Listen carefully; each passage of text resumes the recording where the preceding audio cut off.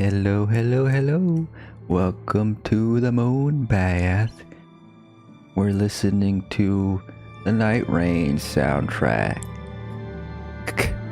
Particularly the boss fight music for the jellyfish boss.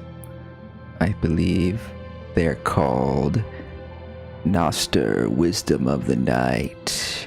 One of my favorites soundtracks of the bosses of this game, music, and pretty good stuff. So today we're going to chat about Nightreign. Well, we're gonna go over some clips really, because I've been playing a lot of Nightreign since last stream, which was like Saturday. I played all Sunday, and I've been playing like every night pretty much since then. And I've done quite a bit. There's been some struggles, some frustrations along the way. You know, it's always a bit of a struggle with random players, but I also got to do some voice chats with some friends. That's always cool. So we're gonna begin. Let's start off with this clip. We're basically gonna go over some clips, and I'll talk about my feelings so far in the game, and also I did get to the end. Like, I did get to the final boss, and I did some remembrance quests and stuff. But I played with Memnock the Devil at YouTube, also known as Tyler. And he recorded this fight we had with Commander, Outland Commander, I guess. Pretty fun stuff. Yeah, it is like a little less frustrating when you have voice chat. You know, this was recorded without voice chat, but we were doing voice chat at the time, and because you can coordinate better. But it doesn't necessarily make the game super easy, you know. It's still pretty tough, as you can see here. Check out his channel for more videos. But he was playing with the Samurai Executor, and I, of course, am doing Revenant, who I think is my preferred character thus far. Using the big bonk stick, which is always fun with the little Revenant. But the highlight here is the final bit here, where pretty much I was the only one left standing, but luckily I had Frederick to help out. And would you look at that? Frederick got the final bonk. So that's why the Revenant is very good, because it's like you have an extra party member around. And I don't think you have to revive your teammates when you beat the boss. I think automatically they get revived once the Night Repulse thing comes up. I think so. Yeah, so I didn't even have to do that. But yeah, so that was cool. Did that, and then so I was helping him out fight the final, or the first boss. We didn't complete that run, because it's still tough. But then I helped out someone else, and we did it with voice comms. But then most of these clips I'm going to show are mostly from randos, because the thing is that, like, the Remembrance quest, I was doing Remembrance quests for the Revenant and for others, the Recluse and stuff, and those are hard to do with randoms, because like the matchmaking for that isn't that good. Even though they like did an update recently where they like supposedly help or fix that, but it's still not that great. It's still hard to find matchmaking with Remembrance active. So I a lot of the Remembrances I did over voice chat with friends, but then, you know, this is actually a sneak peek of that Remembrance quest. Probably the best Remembrance quest, I say. Not that I've done all of them, but let's start off where we left off last stream. I think last stream we only had defeated one boss, and now I am pretty much a super duper Nightlord champion. First off, you gotta be careful in this game. You get stuck like that. I just thought that was funny. These clips, I don't remember exactly why I recorded them, so I have to like kind of look at them and see. But that could happen when you're just running around. This is another clip.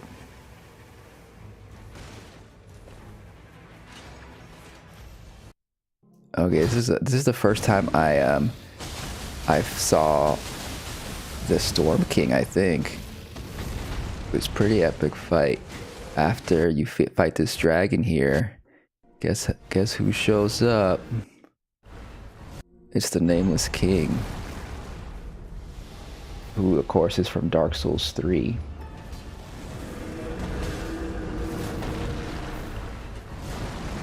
And I had a tough time fighting this guy in Dark Souls 3. He was definitely one of the toughest bosses. This is either the first time I saw him, or it's definitely the first time I defeated him in Nightreign, along with Struggler and Rare Necromancer. Rare Necromancer has a cool name. Neko cat. It means cat in Japanese.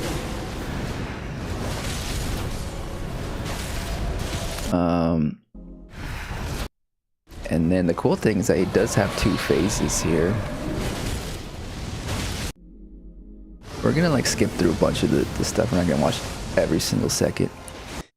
But the landing is pretty cool. Like, I was wondering if like after you defeat him on this dragon, if that's it. But no, he has a second phase.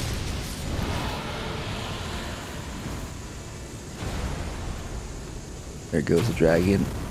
And then he does a landing. There he is. Time for the real fight. And I think it seems easier in this game than Dark Souls. I don't know, maybe we've all got better since the Dark Souls came out, but it seems a little bit more forgiving.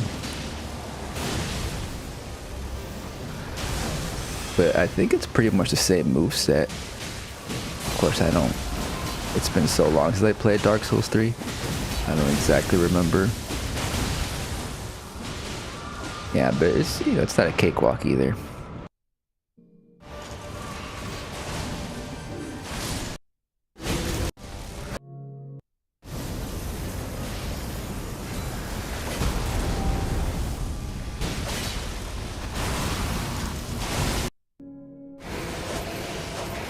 Gotta pick up our teammates. That's another little frustration. We'll see some more clips where that becomes more frustrating later.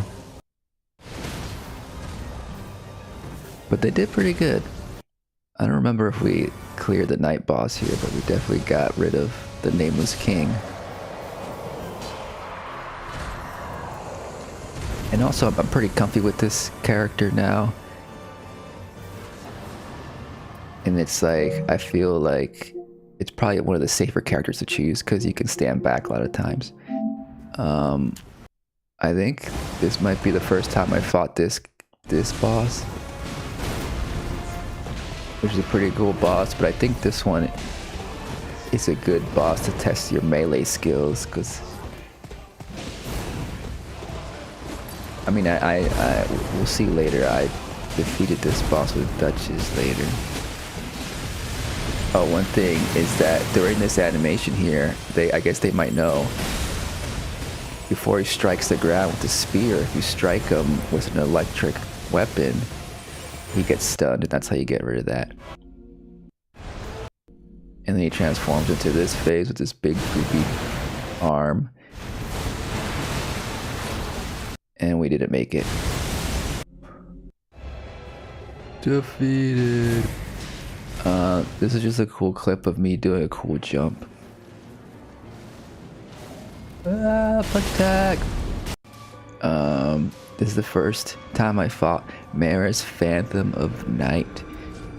This is the music we were listening to a second ago. And this is just a pretty boss, pretty cool. I like underwater stuff like this. It does a lot of sleep. You gotta avoid those bombs. There's a trick to defeating this boss and not getting slept. Like there, here they unleash this like sleep bomb. You just have to be far away. But at this point, you have to like. At this point, I didn't know how to deal with it. You have to actually attack it when it's like curled up like that, so it stuns, and then it won't put you to sleep. But if you just like. If you're too close, I think, and you're like, it still grabs you. It still unleashes the bomb. So you gotta interrupt it. I was doing a lot of Duchess because I was trying to do more of her quest, I guess. So we did get to do more of her quest, which did involve, thanks. I like a woman. I guess, like fixing the equipment of Wilder, but also just talking to a lot of these other NPCs. Forgive me, but I didn't want anyone to overhear. The Wilder won't remain among the living much longer. The vitality in him is all too little. All that's left is the lees. In this form, I am attuned to life's ebb and flow. As the Round Table's custodian, you must decide on the proper course of action. It is your choice whether to allow him to continue fighting. I haven't reached the ending of this, but I have this quest with Duchess, but I'm pretty close. We'll get to it because I have to defeat more bosses with her. Then I started doing more of Recluse stuff. Little enthusiasm. And this is interesting. I did finish the Recluse quest. Make your choice. I think this is the first time I defeated this boss, maybe. And the choices here, you just have to. The best thing is just to not make a choice, like not make a deal, because there's a lot of debuffs if you use the other choices.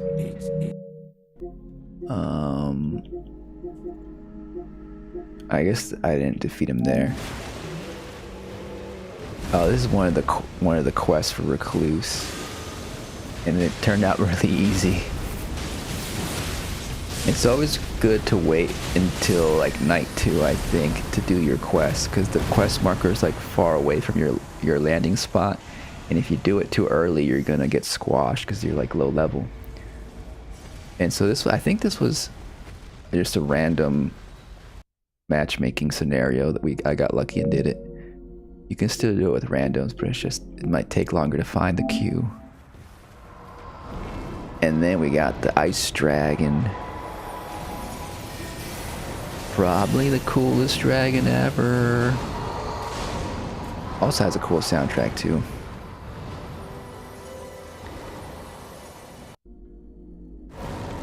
This might be the one where we won.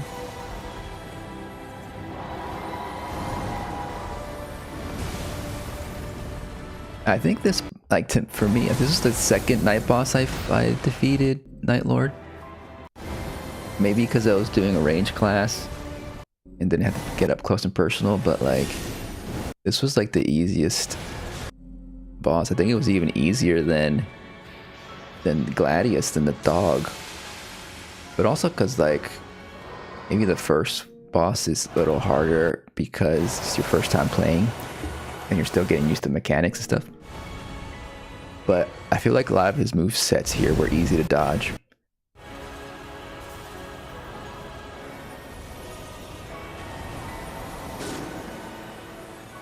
Just stay to the side is all.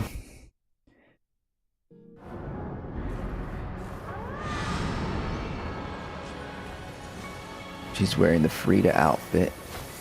Frida? Sister Freed. You get after you beat the final boss.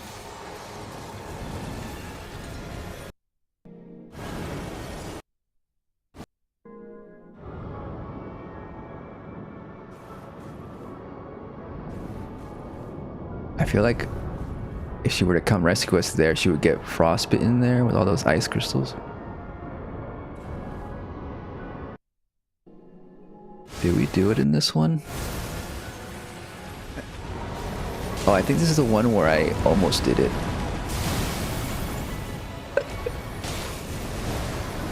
Or maybe not.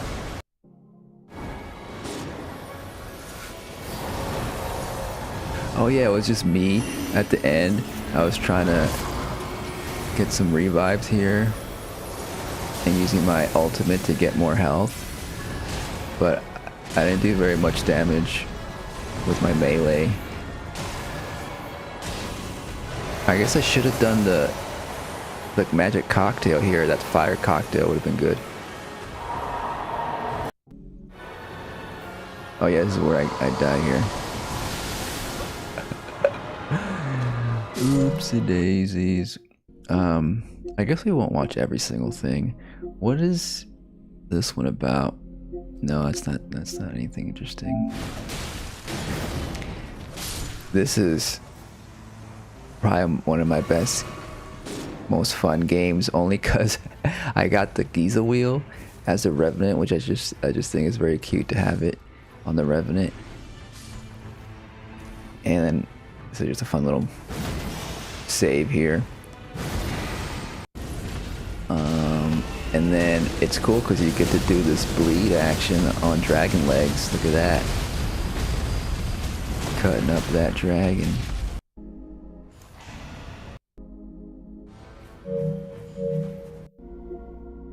And then I also gave this Nox a nice haircut here. This is also a good run because, like, the Duchess had the Mog Spear, so we were doing a bunch of bleed, you know? A bunch of bleed like this, for example. You need a haircut. A buzz cut. And that's fun. And then let's see what else we got going. Oh, the dancer. I didn't fight the dancer as much. Like, she didn't pop up as much for me. This is the first time we fought the dancer.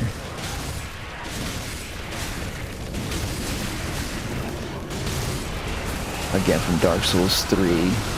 I believe they only have like 2 bosses from each Dark Souls game.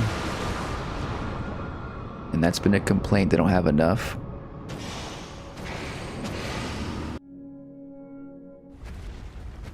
And then we made it to the end. Could this be the one where we win? It could be. We got all the right ingredients. I'm pretty sure this dragon bleeds.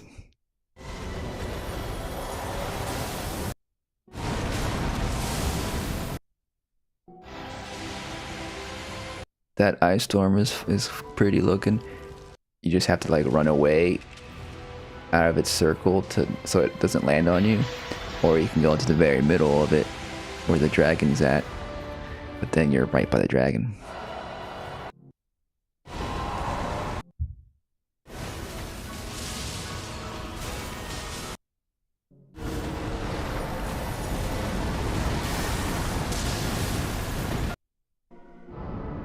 Yeah, this is like, you know, since this is not like a traditional, you know, From Software RPG, like, I didn't feel like it was appropriate to like just record and stream every single hour I have in it to get to every single Nightlord on stream, because that would have just been maybe a little bit too tedious to watch. I don't know. All the failed attempts, so it gets better just to show these clips here. So that was the first time I beat that dragon, and I think that was like Sunday, and then I could do more of a quest, I think. A moment, please. I have installed a dressing room. Oh, we got the dressing room. That's when we can look at the outfits and stuff. Pay careful attention.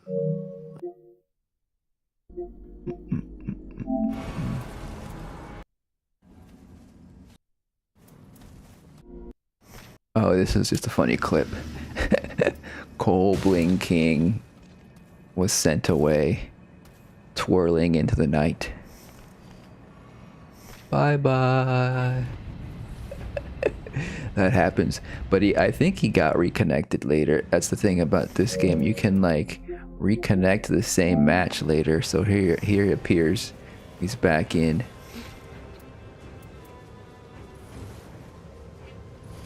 Hey, you're back. And then I just flew by the storm, and I wanted to take a shot at this. Underneath is where like invaders, like copies of other players, invade, and they're like tough enemies down there below the storm.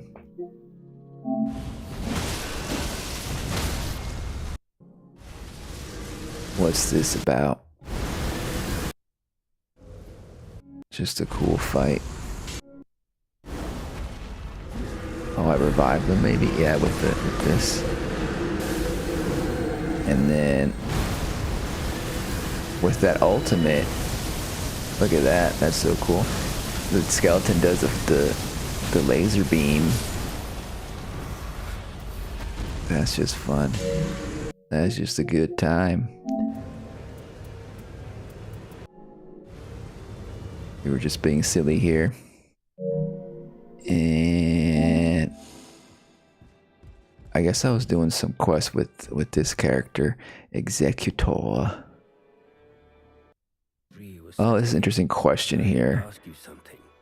I heard that in the lands between, there was once a thing of wonder known as the Earth Tree. The monolithic tree was said to be a symbol of the land's blessings. Did you ever see it for yourself?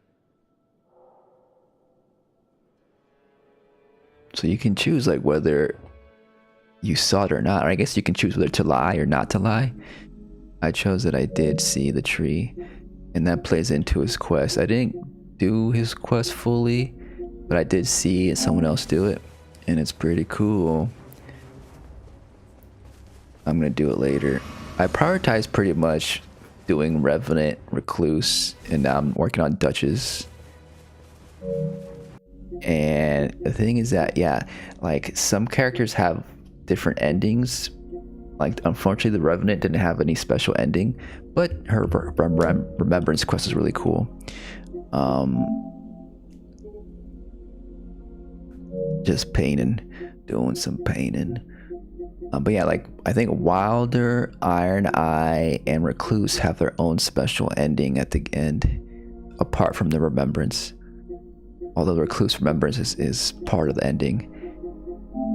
Doing more bird stuff. I gotta still do more of the bird. I think also you get like an outfit for each Remembrance quest. But nice. They're usually like not that different from the original outfit. It's like we'll take a look at that later. But I think I've seen the outfits and I like the bird one better of the Remembrance quest. Oh yeah, that was funny. This is how brutal this game is. Like I just passed by like a tree sentinel down there. Like you don't even see it, they're off screen, but like I just ran past it. But they still aggroed on me, and as I got up here, they just shocked me. Like, how was I supposed to dodge that? I rolled there just for no reason. I didn't even suspect they were gonna shoot me. But that's how brutal this game is. Again, it happened. Like they're still like locked onto me while I'm fighting this guy, and that totally blew this battle. But also the Nightreign came, so I wasn't gonna win anyways. Oh yeah, this is a solo run. I was trying out a soloing with Revenant, and I think this was after the update. Yeah, because we have a little icon up there. There was an update that happened that improved the solo runs. They gave you a second chance to revive, or another chance to revive during a night boss, so you can, you know, die once per night boss, pretty much. I've earned my place, says the Guardian. Yay! I guess I had just defeated another boss or something. There you are. You found me just what I needed. Oh no, this is part of her quest. I grabbed. Oh yeah, I had. So I didn't record it, but I did a mission with some friends to do Gladius again so I can do the Remembrance quest, and then I got a Night Shard. There you are. You've earned your place here. I guess that's what he needed, a Night Shard. And then we got the makeup kit that goes more into her story. Basically, she covers up this corruption she has, which we'll see in a bit here. You know, basically she's trying to remember who she is really, what her name is, and she remembers somebody, like she remembers like a girl called Daphne, she thinks, or something, and she suspects that she used to be this girl, and then that spirit of the girl died, and now she's inhabiting the doll. But here you can see the corruption on her body here from the night, and so she uses the makeup to cover it up. We need to think of something. Listen carefully. Your condition, the contamination, it's spreading. If it continues, you'll be swallowed by the night again. You must conquer this fear of the night. You might say the words, but deep down, you do not believe them. Yeah, she's afraid. She's just putting up a front. That's her personality. See the witch. Go to see the witch. The witch is going to help out. It's going to help her remember what happened that fateful night. So the night is kind of a metaphor, really, just for just evil and corruption in the world. Thou wouldst halt the contamination, yes? Those who have surrendered themselves to the night even once are powerless to resist its allure. The night within thee hath begun to fester. Whether or not it can be kept in check is entirely dependent upon thee. Please sit when thou art sure of mine. So we sit down and we transport into another time. Eyes. Find the thing of which thou art afeared.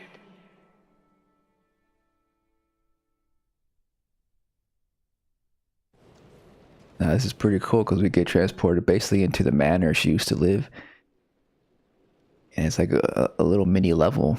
It's just like a hallway in a room, really, but it's cool to explore a little bit and to be in somewhere else. And this is where I got some nice pictures. Yep. And I do feel like I do like this outfit. I feel like her default outfit and her Remembrance outfit, which is pretty similar, are probably my favorites. They did a good job with the default one. We got the flower crown and just the colors. The white and the blue is nice with the gold accents. It's like giving, you know, kind of like a midsummer ghost girl. Also, it's like reminding me, it's similar to the village, the Dominilla village, I think. What is it called? The village in the base game where those women are dancing and laughing.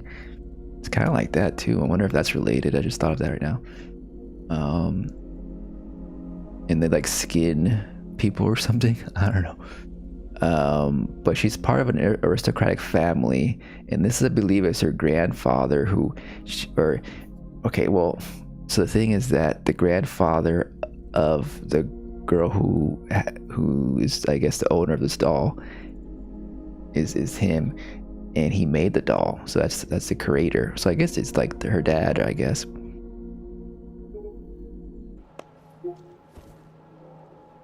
Black Coat, Northern Croft, esteemed patron of House Northern Croft.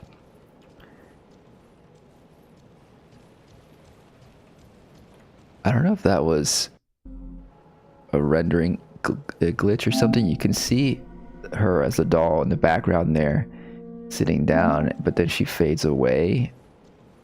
It's a little weird. She appears again when we get closer, I think. Might be a rendering issue.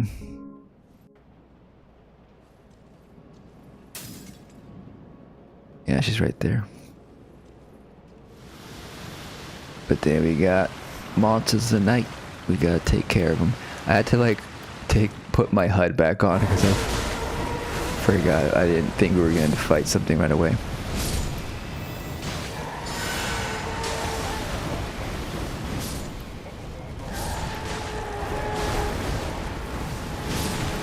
I think the lore does work in attracting them to different areas.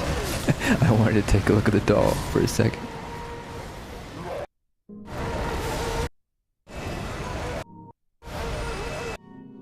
So a little bit chaotic there, but we got through it. The whole room is messed up now. It's gonna be okay. Is that me?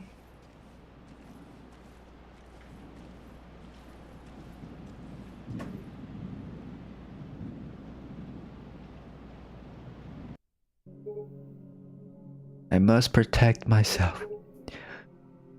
And then she was reading some books. More pictures. Yay!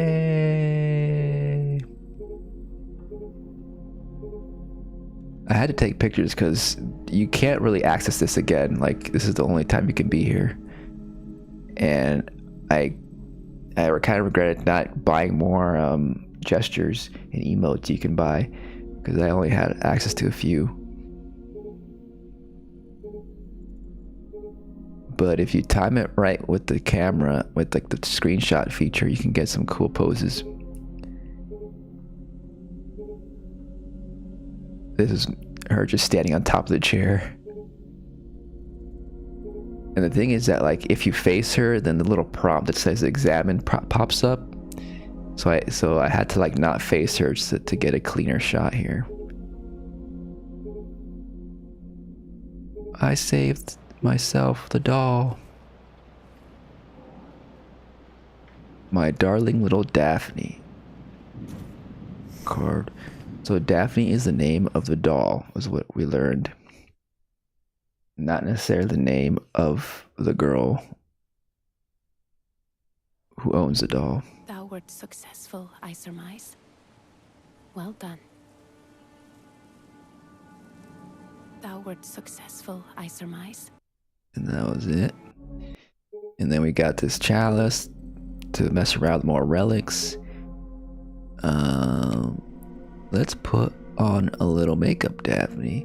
That's the girl talking to the doll. And then we did this last. I think this might be the last one. Thou shouldst by now have ascertained that which thou must face. Wilt thou the truth uncover upon the next attempt? Yes. A fine girl thou art. Please, sit.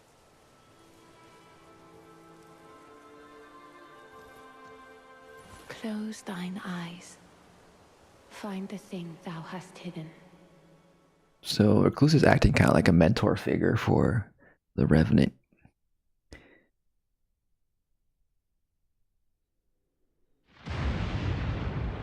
And now we're back, but this time it gets bloodier. I gotta get out of here. These are some of the best shots here. This one's my favorite. Look at that. It's gonna be okay. I had to take some clips of her just walking and running down the hallway. Oh no, Grandpa. I mean, Dada or something. Creator. So what does it mean that there's blood on the picture? Does it mean that this guy's dead as well? It's about to get even more gruesome in a bit here. There's blood over there as well.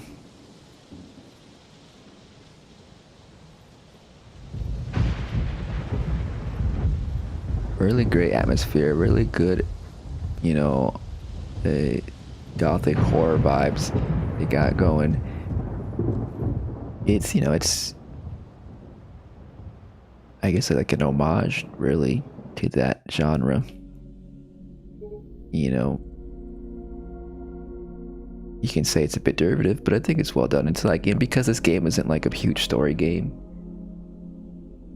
like it's fine that, you know, but it's definitely something more, I think, more involved than story-wise, like cutscene-wise at least, than they've done before, as we'll see in a second here. Here's a little preview.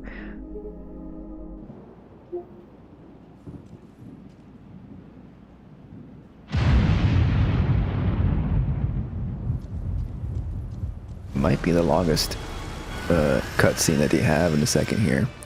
But we had to fight this thing first, and I had to fight the menus first. Put the HUD back on. As usual, these guys are difficult, but I think I'm better at fighting these guys now. And I also have the healing thing. I remember the healing thing makes it easy because you can stun them when you heal them.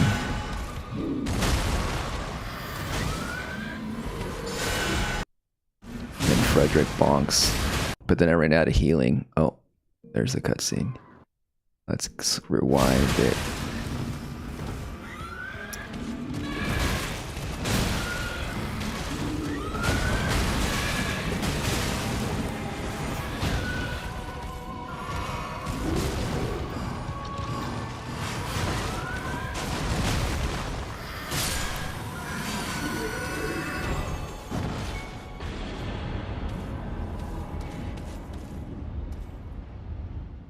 Was that it? Is the darkness fully gone? So did that take place before or after this cutscene? You would think it took place before, but then there's still some darkness lurking? Or maybe this is actually... Maybe this is before, and then... No. I don't know. She's still there sitting. And there is... the girl she thought she was. But who is this? It's not the guy in the picture. This guy's younger. There's different theories. I read a comment that apparently in the 1.0 version there was like some description that this was probably like that the servants of the manor rebelled and attacked the family, which is perhaps similar to what happened in Castle Morn in the base game with the servants, misbegottens. But I don't think that's what they've ended up with. I'm not sure if that's what's happening.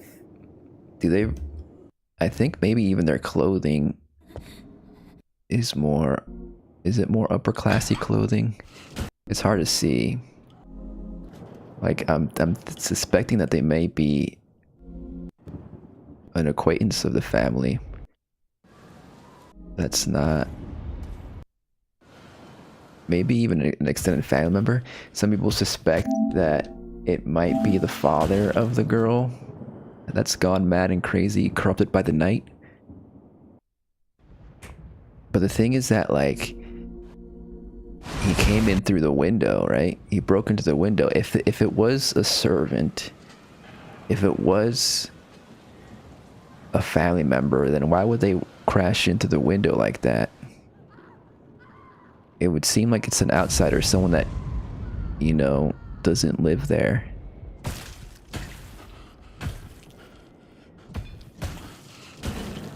Pretty brutal stuff.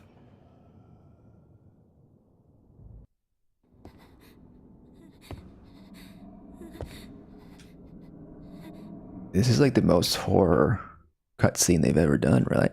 I mean, Bloodborne has a lot of horror stuff in it. That little sound there is very horror. Now, who is he beating up there? Is that the mother? Is that the grandfather? But right here, oh, okay, so that's the girl actually right there. She's trying to move. So, you know, she suspected that like her spirit got transferred into the doll, but the doll is moving right now. as the girl is still, you know, letting go of her last breath. Yep.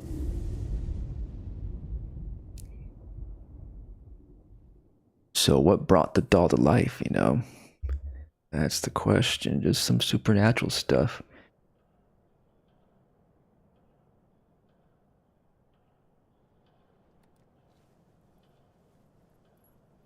Maybe she's an aspect of the night. You know, maybe she's part of this darkness. Because I think somewhere it says that the night really liked, like the aspect of night, the creature of night, the corruption of the night, like really liked the doll for some reason. And that's why it was corrupting the doll with that black moldy texture.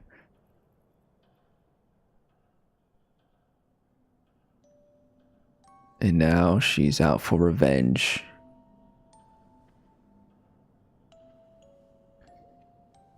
Maybe like she's like a mix of things. Maybe she's like a mix of the night and a mix of the spirit of the girl. Because, you know, how she talks as if she's like part of the aristocratic family.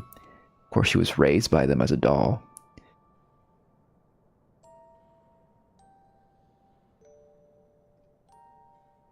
That's the cutscene. And she wakes up. Cute shot. Oh, I was having a nightmare. So, what is thy desire?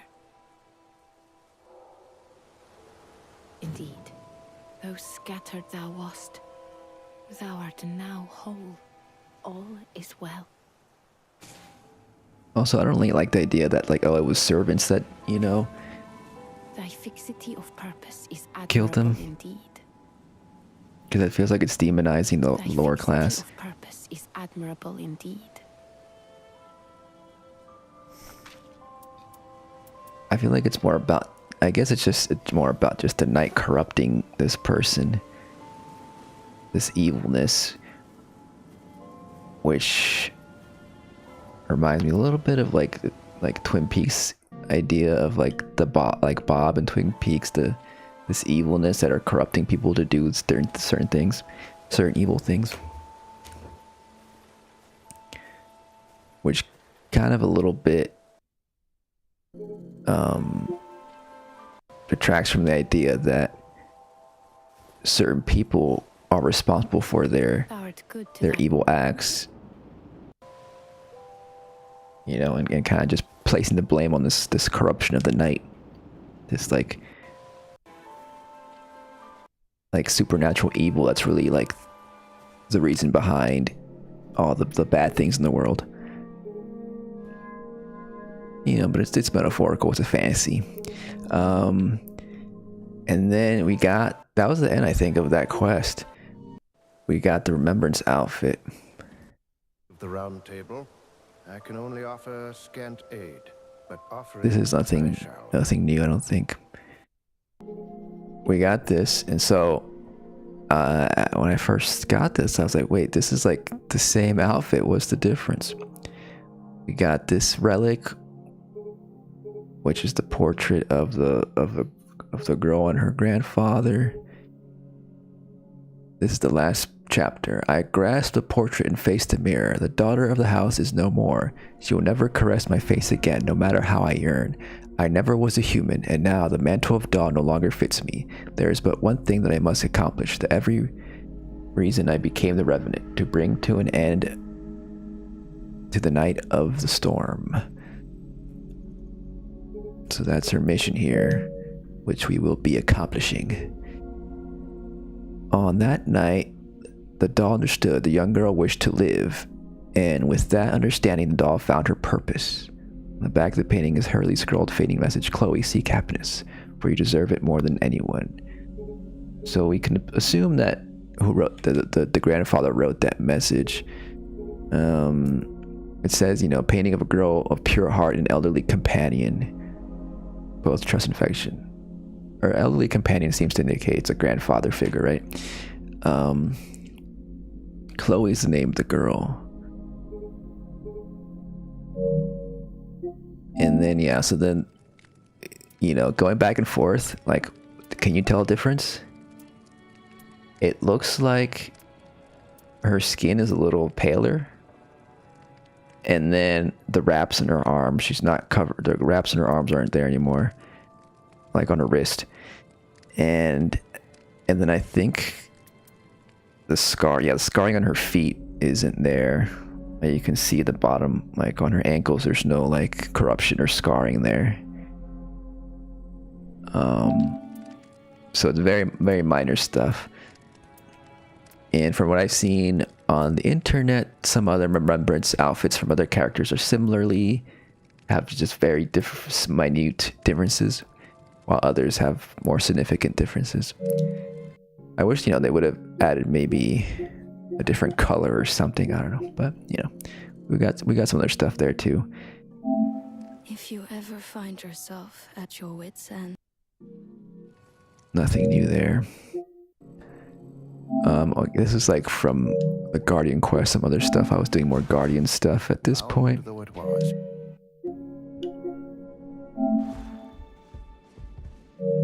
Yeah, but that was cool. I did like overall that storyline of the doll realizing she was a doll the whole time. And really cool gothic vibes. I kind of want like a whole little game, like a side game with just about the Revenant. That would be cool. Maybe that could inspire a spin-off. But then you could say the same thing for a lot of these characters too. Like maybe they can keep adding to it. The terrible thing. I don't know. So he's on the lookout for We shall discover it in the remaining volume. more artifacts or something for his quest. I forgot. And then I got this outfit for Duchess. This is probably my favorite outfit for any of the characters. It's like, you know, Phantom of the Opera type of look. Also just like masquerade ball. Probably, yeah, my favorite of all the outfits that we can get in this game for any character. It's just so cool. And so I played more with Duchess.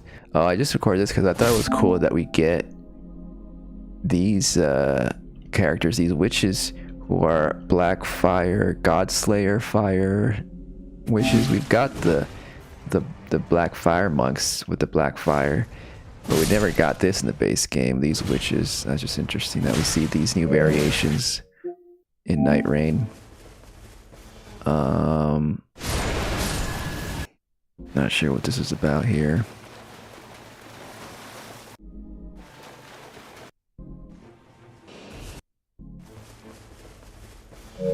And then just doing some Duchess stuff. What else is going on?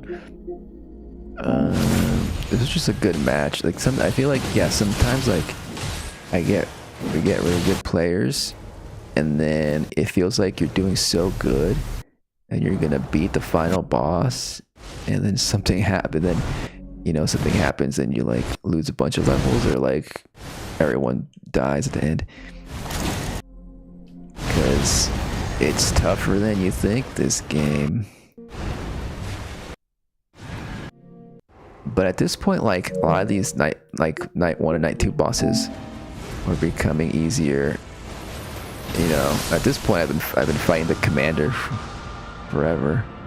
Oh, this is the one where like I kept getting revived, and we just got in a huge cycle of like reviving each other, and we just weren't able. You know, we're doing so good in the beginning, and then the commander really fucked us.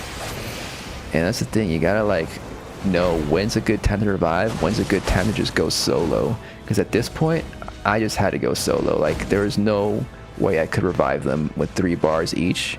So one thing that happened though is that I realized that for whatever reason, I think maybe there was another enemy they were aggroing off or something. Like for some reason this happens sometimes, and like they just walked away, and so I was able to do some of that, but that didn't help much because they came back. But one thing with Duchess ultimate is you can go invisible, and that helps, you know, because then they can like walk away and you can you know, revive people for some time. That's what I did there. I lured them that way so I can go back over here and try to revive them. You know, and I was like, for several minutes, I think I was just trying to stay alive the whole time. And it just ended up being better to use this instead of the Ash of War. Just keep smashing like this. But the thing is that you still have limited time, because like at the very end here, the knight comes back.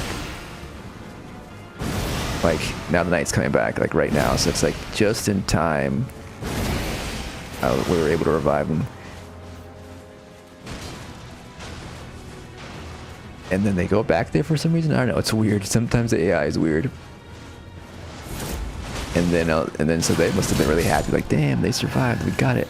Now we can do this now, right? Did we do it? Maybe we did do it. Let's find out.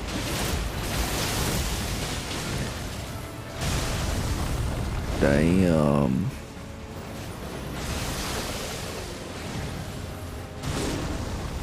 There goes Miles. Trying to do this. Oh yeah, I had no heals. That's the thing. Like I had 0 heals. I was being super cautious. And it's like, it's frustrating because like, it's like you go through all that work and time to like revive your buddies. And then you run out of heals. And this is like, I think this was several minutes later, and we're still didn't chip much damage, and then that's it, and then you're done, and then gotta try again. See you next time, Commander. This was just a cool little match we got here, just because it felt like Duchess was chaperoning these her 2 little daughters.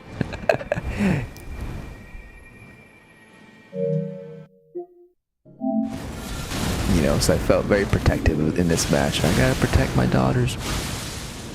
Celestial and Wolfness, my twins. And like with this outfit too, like she has white hair, so like, you know, like it does kind of all match together. And again, we were doing pretty good. But this was not the run. This was not the run. It was a run. These pages are also super tough. For some reason, they're always tanky.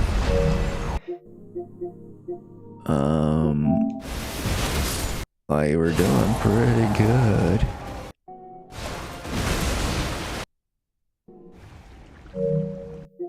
And then we started fighting. What did we fight here?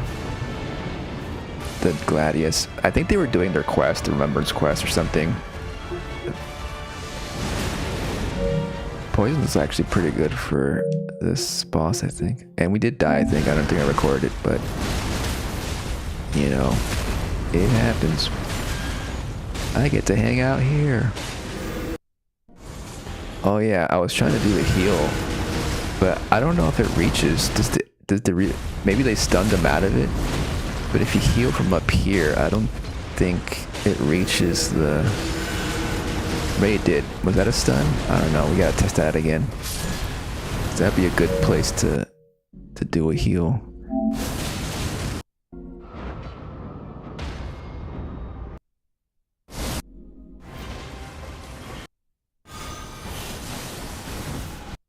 Trying out different spells to revive. It's really not as effective as you think. Really, the best way is just to keep mashing R1 with a fast weapon, I think, to revive people, or use an ultimate. But now all ultimates can like take down 3 bars.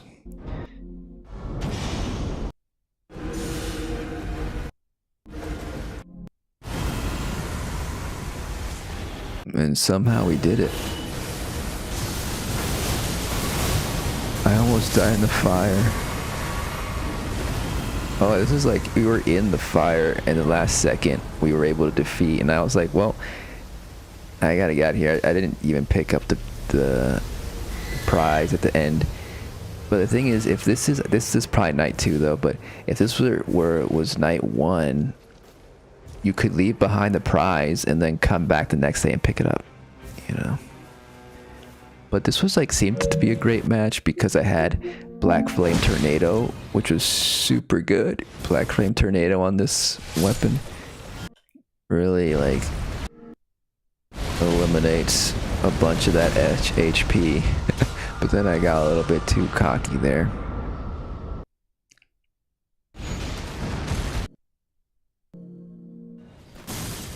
But we made it to the end of that night. And I think that was it for that run. What was this about? Oh, could this might have been the first time I fought Noster. Wisdom of Night.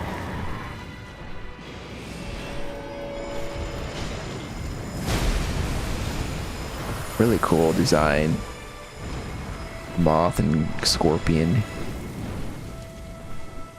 You know, we haven't had a moth butterfly type of enemy since Dark Souls 1, I think. And they got a big tanky scorpion friend with them.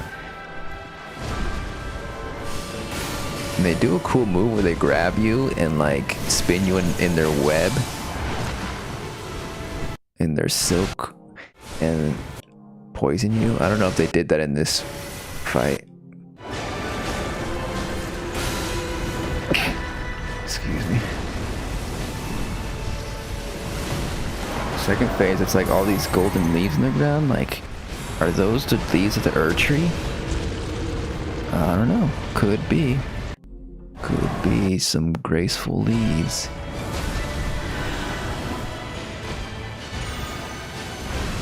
But we got fire. We had a lot of fire spells, and they're super. It's super effective against them fire, so that was good.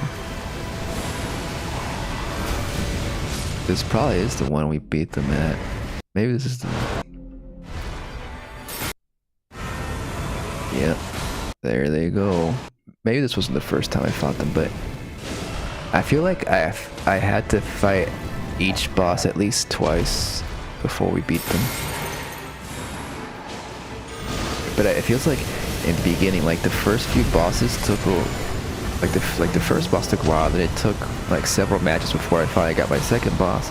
But then as we went along, like the newer bosses just got easier to deal with.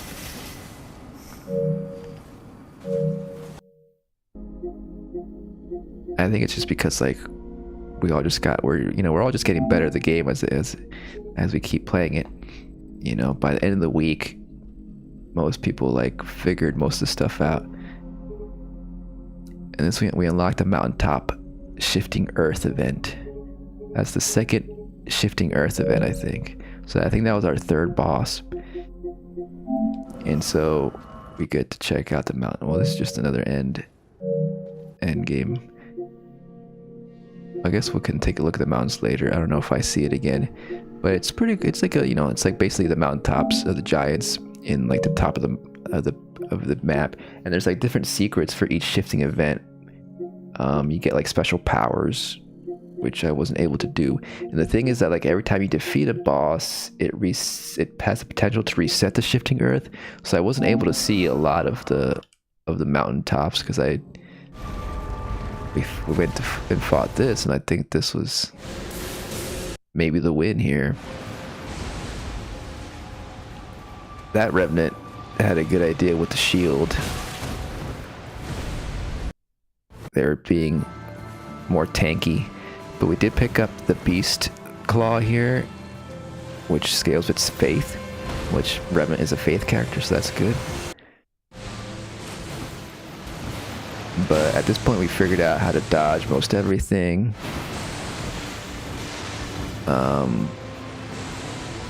There are those like spirit eels around that like you could take down. It's really helpful to take them down because they sometimes catch you off guard. You know, from behind, you don't notice they're there and they smack you. And then dodging those jellyfishes. And then we had the lightning because they're weak to lightning, and so that was good. I was using that to whittle down that HP. And then up here is when they curl up. This is what I was talking about. Right here. You gotta keep smashing, like keep hitting them, because that's the only way to stop their big sleep bomb. Right here, yeah, they go down. So here they're putting us to sleep, but you gotta keep hitting them. And now they're stunned. And now we're safe.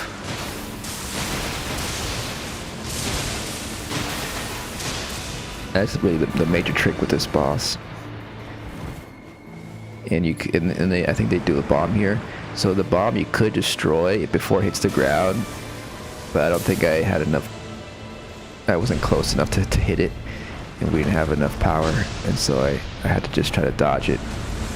I guess we were far away enough; it didn't affect us.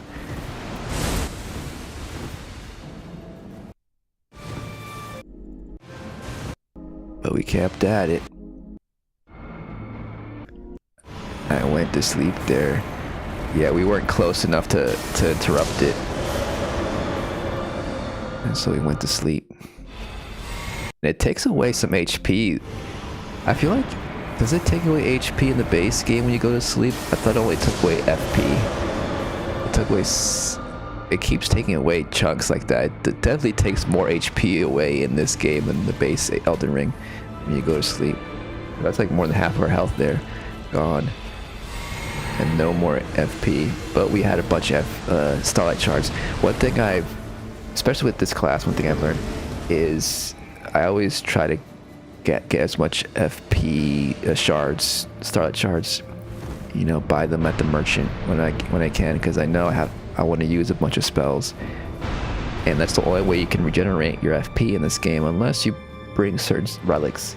There's like some relics you can gain FP by like doing successive attacks and things like that.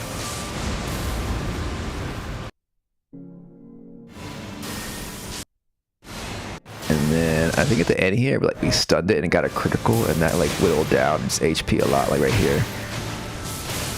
Like that was GG's. Yeah. He who waits. And Baby Meat Clan. Gotta do my ultimate before we leave the match here. Here we go. Another boss down. And then this triggers a cutscene when you defeat different bosses. Also, you need, you notice this texture glitch here. This might be a PS4 issue, because there's like texture issues with the PS4 version, which I'll get into a little bit more issues later with the PS4 version. But this is, I think, after 4 bosses you get this cutscene.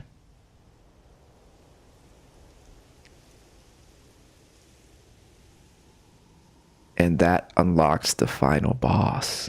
A sign of the root of all ill, of the thing we must needs slay.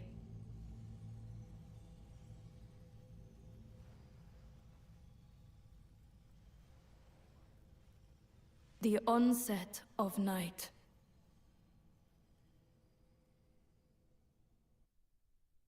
The time has come. We now face the primordial Nightlord. It will be unlike any other battle, but I have faith. The Nightfarers shall prevail. And so at this point, you know, you could have, like, I could have kept fighting more bosses, but I was like, I want to see the last boss. I want to see the big boss. With no choice but to accept our duty to fight. You, for one, were up to the task. And for that, you have my deepest gratitude. Eventually, there will be a time to celebrate. When our work is complete. My goal here was like, okay, I gotta beat the last boss with the Revenant. We did the Revenant's Remembrance quest. And I had heard that, like, doing Remembrance quest with the character, like, unlocks a certain ending or something. So that was my goal. Like, okay, I gotta, the first time you defeat the final bosses with the Revenant. That is all. Did the serpent. Should we prevail, victory will finally be So some of these NPCs had different things to say, but a lot of them just had the same thing. Didn't say anything new. The outside of the round table hole didn't change, but the inside just got darker and gloomier. And that's how it stays for the rest of the game now, which is not my favorite thing. I wish you could like kind of change how it looks, maybe, I don't know, or maybe like it resets after a while or something. Which is similar to in the base game, how when you beat the game, you have the trees on fire, the Erd tree in base game. So it's in this game, it's like the round table hole just now darker. And then so that's what we unlocked. Beyond the balanced night, there lies the hazy figure of a person that is night's origin, an enemy of the world, or to the world. The sign shall reveal where the footprints of the primordial Nightlord lead. The primordial Nightlord. So does the primordial Nightlord like morph into these other Nightlords? I don't know. Night aspect, an aspect of the night. So then this is like the first time I try to go in and fight the Nightlord. And the land like changes a bit. It looks more like Altus Plateau now. I mean, it could just be the time of day makes the grass look yellower or something. But definitely the skybox is different. More behind me, you can see like there was like some discoloration in the skybox. To the up to the right.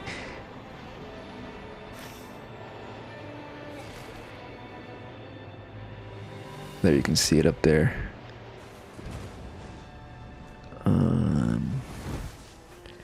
So here we go.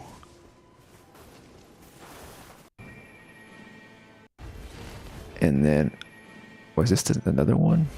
This might be another match. Gabby and Raikou. And this was somebody. Oh, this is Gabby and Raikou. I guess they recorded it twice or something. I don't know. Anyways, this is the same match. This is the next night. And it looks like. Okay, this is the mountaintop. So did we go to the mountaintops here? But it looks like the night is darker here. In the Nightlord expedition. The final Nightlord expedition.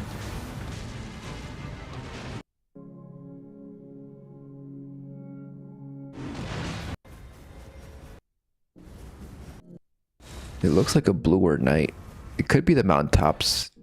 When the mountaintops are on the map, maybe it makes it bluer, more ice cold.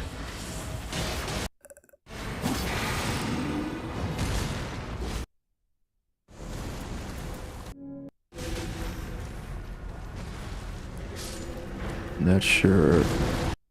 I think I was just trying to record most of this first time in this final Nightlord expedition. Not sure if anything spectacular happened here. Okay, so here we get some more footage of the mountaintops, the snowy parts, because there was a concern that like the map would just be very samey. It would be all Limgrave, and for the most part it is. But then you get special events like this where a mountain spawns in, and so there are little areas here you can get sometimes that are reminiscent of the mountaintops. And then later we'll see a rot forest that's like a Caelid area.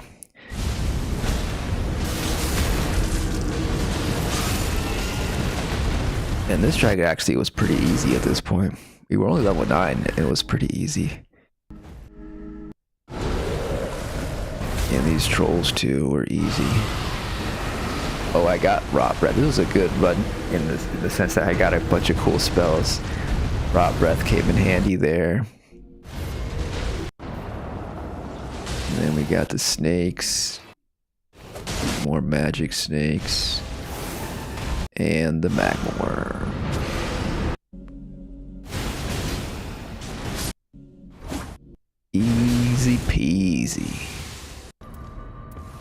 Now it's time. This will be the first time I lay my eyes upon the aspect of night.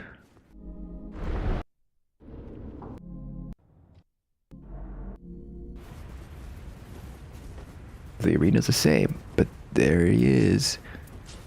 There they are, because it seems like they're an amalgamation of different Nightlords, different people. Like, they look very similar, at least in the concept of them. It would appear to be very similar to the final boss in Dark Souls 3, who was like a culmination of all the players of the game. The Dark Souls 3 final boss had like a bunch of spells and weapons that you can get yourself in the game as a character through all the Dark Souls series. And this character seems like that too. Like, look at all the swords and stuff they got, and like they're wrapped up. So like, you know, there's speculation that perhaps this is a previous Tarnished or something, or potentially, because it looks like they got the moon sword, could be Ronnie's consort. You know, a possible multiverse ending where the Elden Lord in Ronnie's ending in the base game became the Nightlord or something. And so, you know, it's a bit like a repetition of the Dark Souls 3 boss, but you know, it's different. It's more magic based, I guess, and it's more night cosmic looking, especially in the second phase. But it is like a standard knight sword character boss that we haven't gotten in this game yet. All the other bosses are like big monsters, pretty much. So that's cool. But this feels like this would be a good fight, a good solo fight.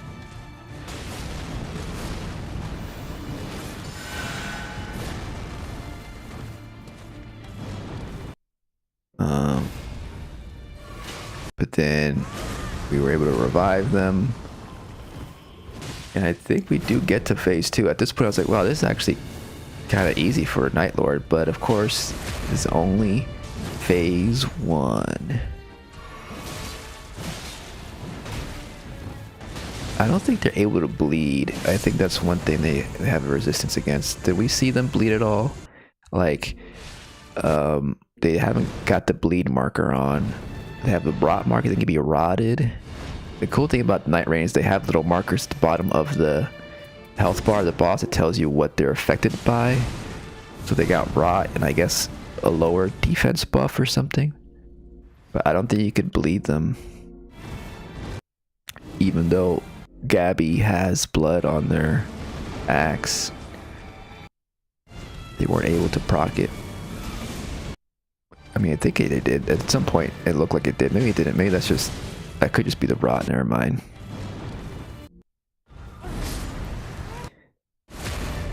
Oh, right there. It looks like it has a blood flame on it. Some kind of blood thing. Yeah, underneath Gabby's thing, it says he has bleed. So yeah, I don't think it can bleed. So we got that done. Easy peasy, right? I think they knew it was going to be a second phase. I suspected it was going to be a second phase too, because that was easy. Then we transitioned to the dark, to the night. And here we go, the true form. Look at that. Really cool skybox. We got the magic night theme. And so at this point I was like, okay, I gotta keep my distance and really try to learn the moveset here before I engage. But they were tanking in. They're like, we're just gonna fight close and personal.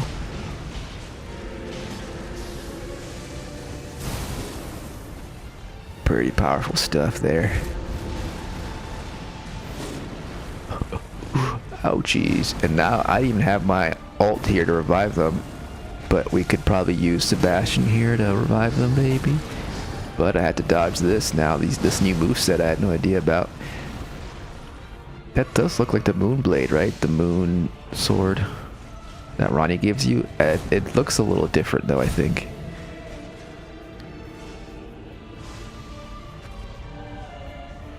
I don't think there's any way out of this.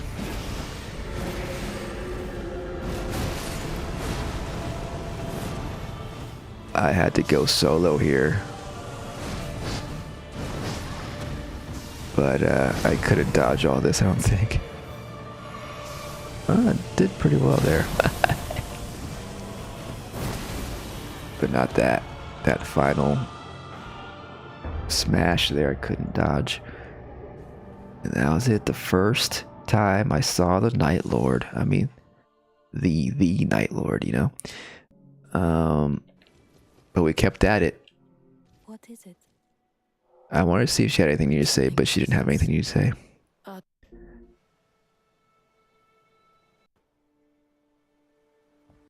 Nice, but I know. Oh yeah, I decided to talk to her, to the Revenant as the Duchess.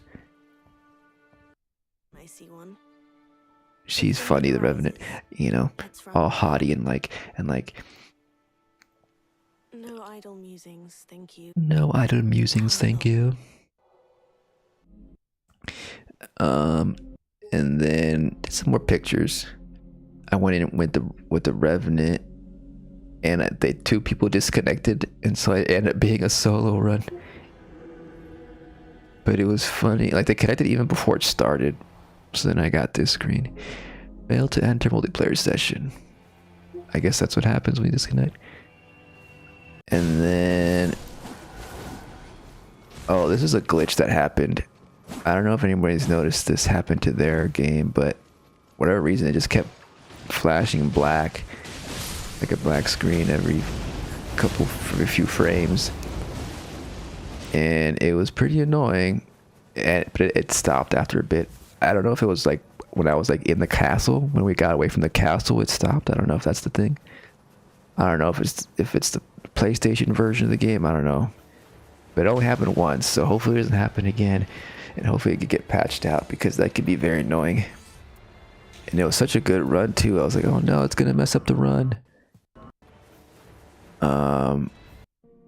Actually, this is actually the run that we defeated the Nightlord. With John Dark Souls and Jackaboy. Jackaboy had the little horn. So this is what I got. I had the staff, I had the bloody Eleanor's blade.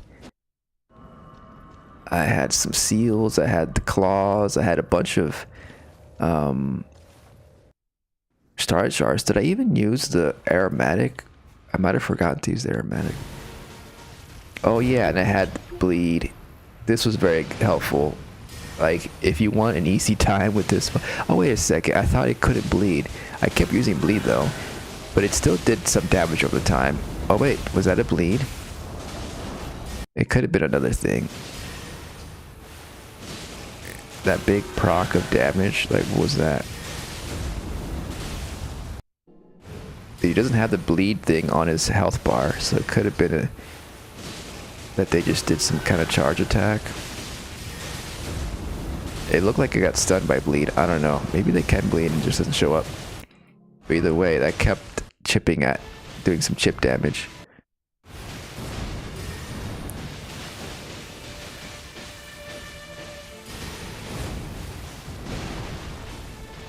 I mean, that... Did he get parried there?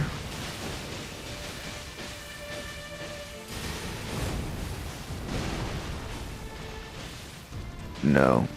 Yeah, I think it is bleed. I think it's just a hidden bleed thing.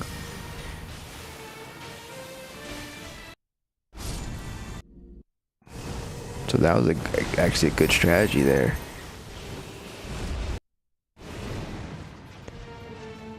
And then, yeah, this one, I got carried a bit here because I was just in the background here, but I gave some support.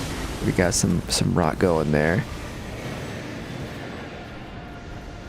This is a cool move. You just gotta dodge the projectiles here.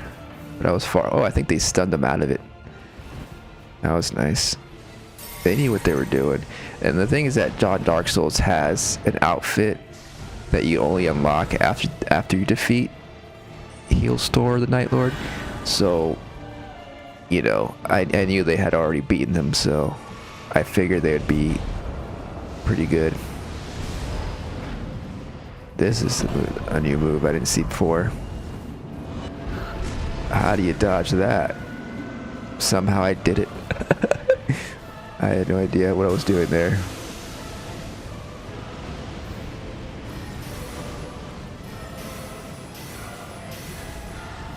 A little bit of that skull magic got them revived there.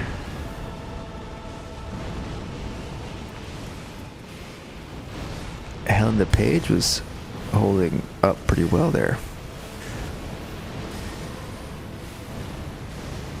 Back to my range swarm of flies.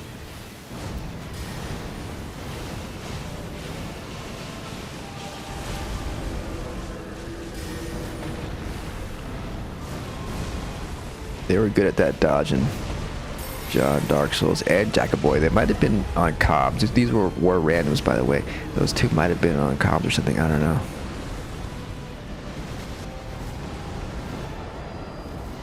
Big smash time. Didn't dodge it that time, but damn, look at that. But luckily, I had my ultimate, and I don't know why I did the marker there. I think I mistakenly pressed that button.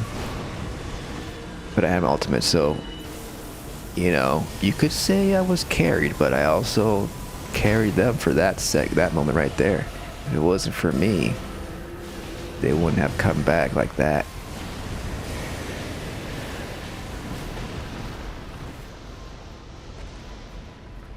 So we all work together, you see?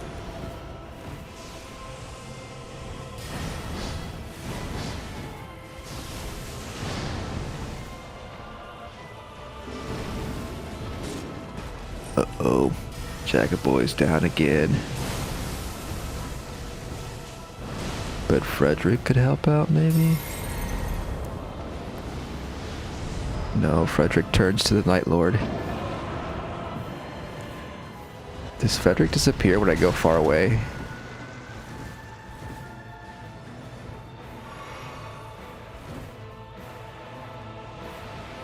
Alright, Jackaboy's up.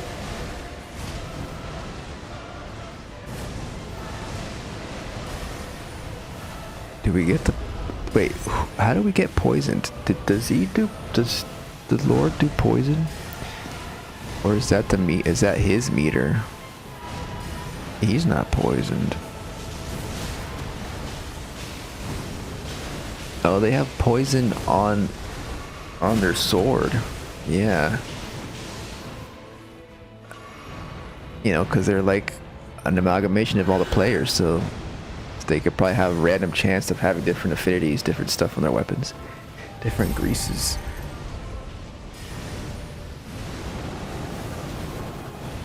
Almost there.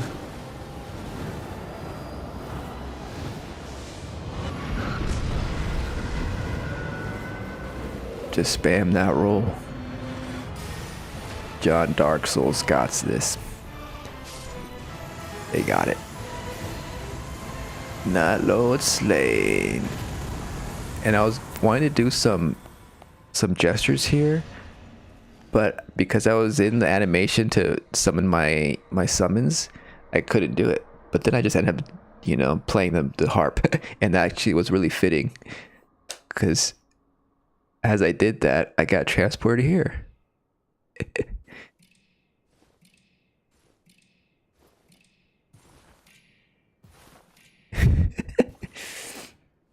And so now we have the ending of the game. So we're transported to another time, maybe. It seems like the far future. It seems like an alternate multiverse pocket dimension, similar to the Ashen wasteland that we saw again in Dark Souls 3. And it also looks, it's pretty much where the battlefield of the Nightlord too, you know, but with the round table hold in there. You know, the skybox is similar. Even that structure there was there at the Nightlord. Those like stakes, are those like rotten trees? What's left over of some tree trunks? I don't know. Very interesting. I took some more pictures. Okay, we're gonna get to the ending, but I gotta take a quick little break. BRB.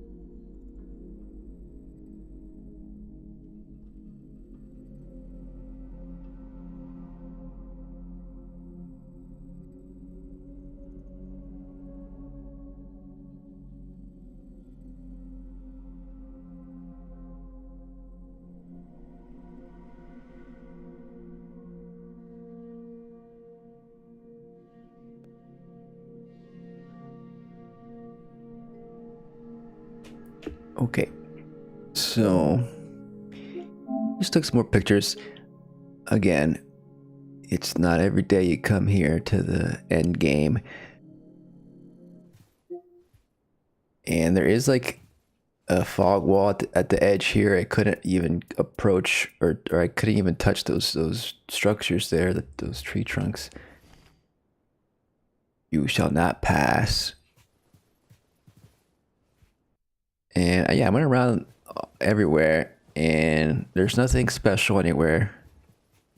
It's just a cool place to run around in is all.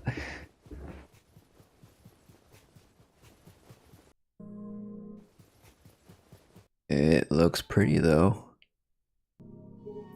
You know, you can make snow angels maybe. And then this door was locked. That door, of course, never opens in the regular round table hold either. Fog walls all around. Oh, we took some more pictures. Yay, we did it. It's gonna be okay.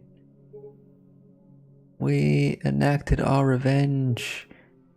The Nightlord is gone.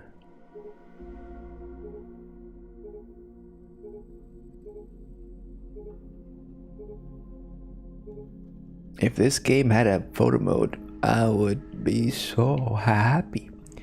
That's a really cool shot there. You go inside and it's all ash and white pretty much.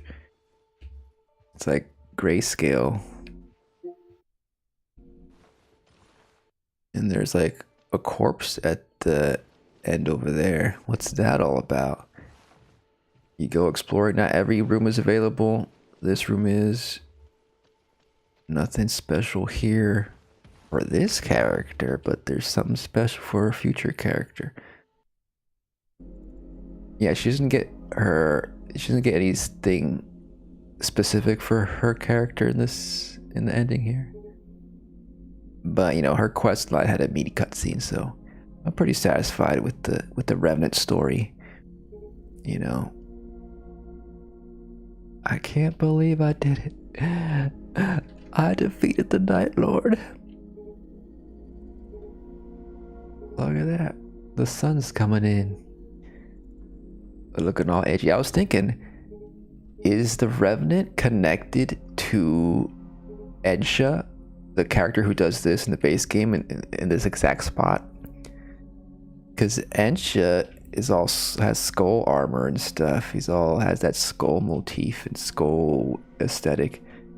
And he also has like bone claws, and he's got lifesteal fist, and I'll show you in a second, in a minute or several, that the Revenant has access to lifesteal fist, a move as well. Later on, you'll see in another quest.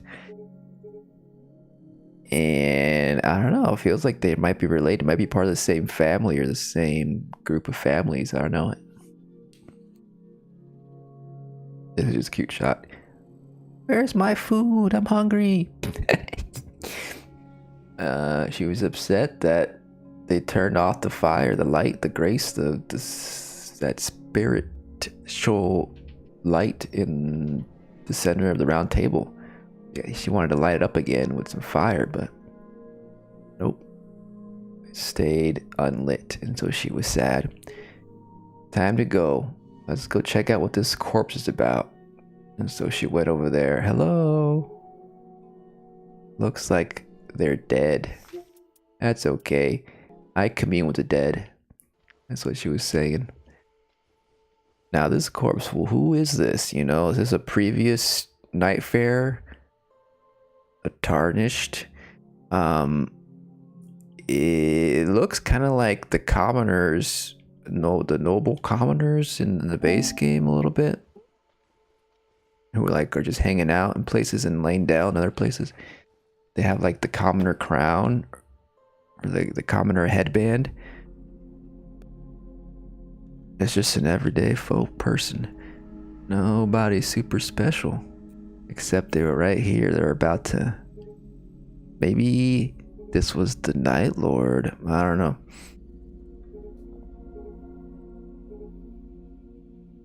She had to think about it for a bit.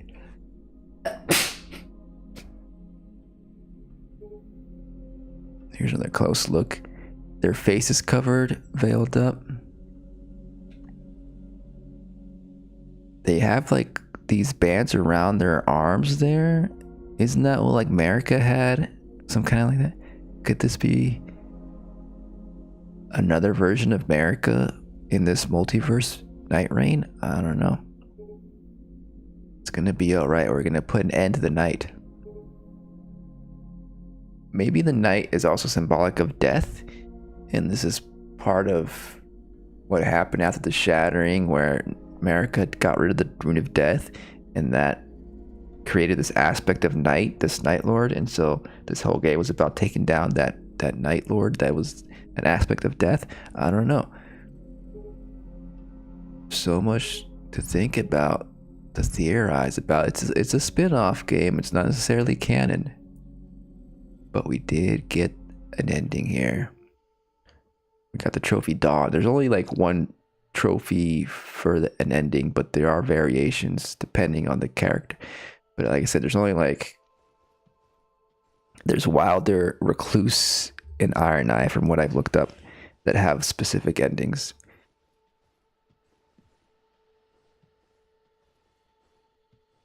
So it's time to go to the corpse and touch it.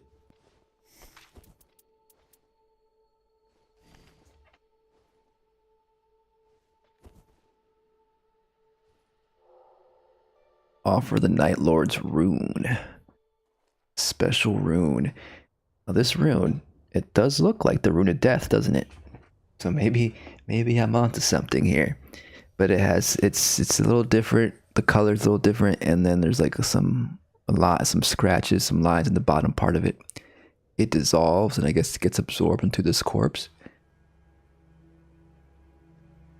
We've successfully completed the ritual, and now it's time to ascend.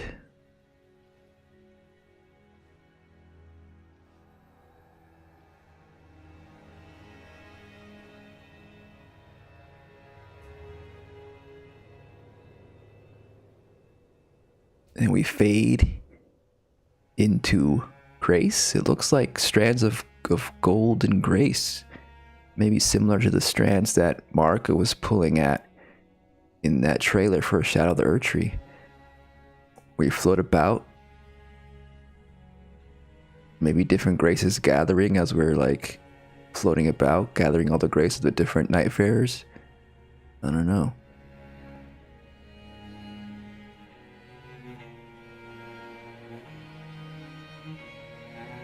We gather at the center of the round table, hold a source of grace there. We shoot up.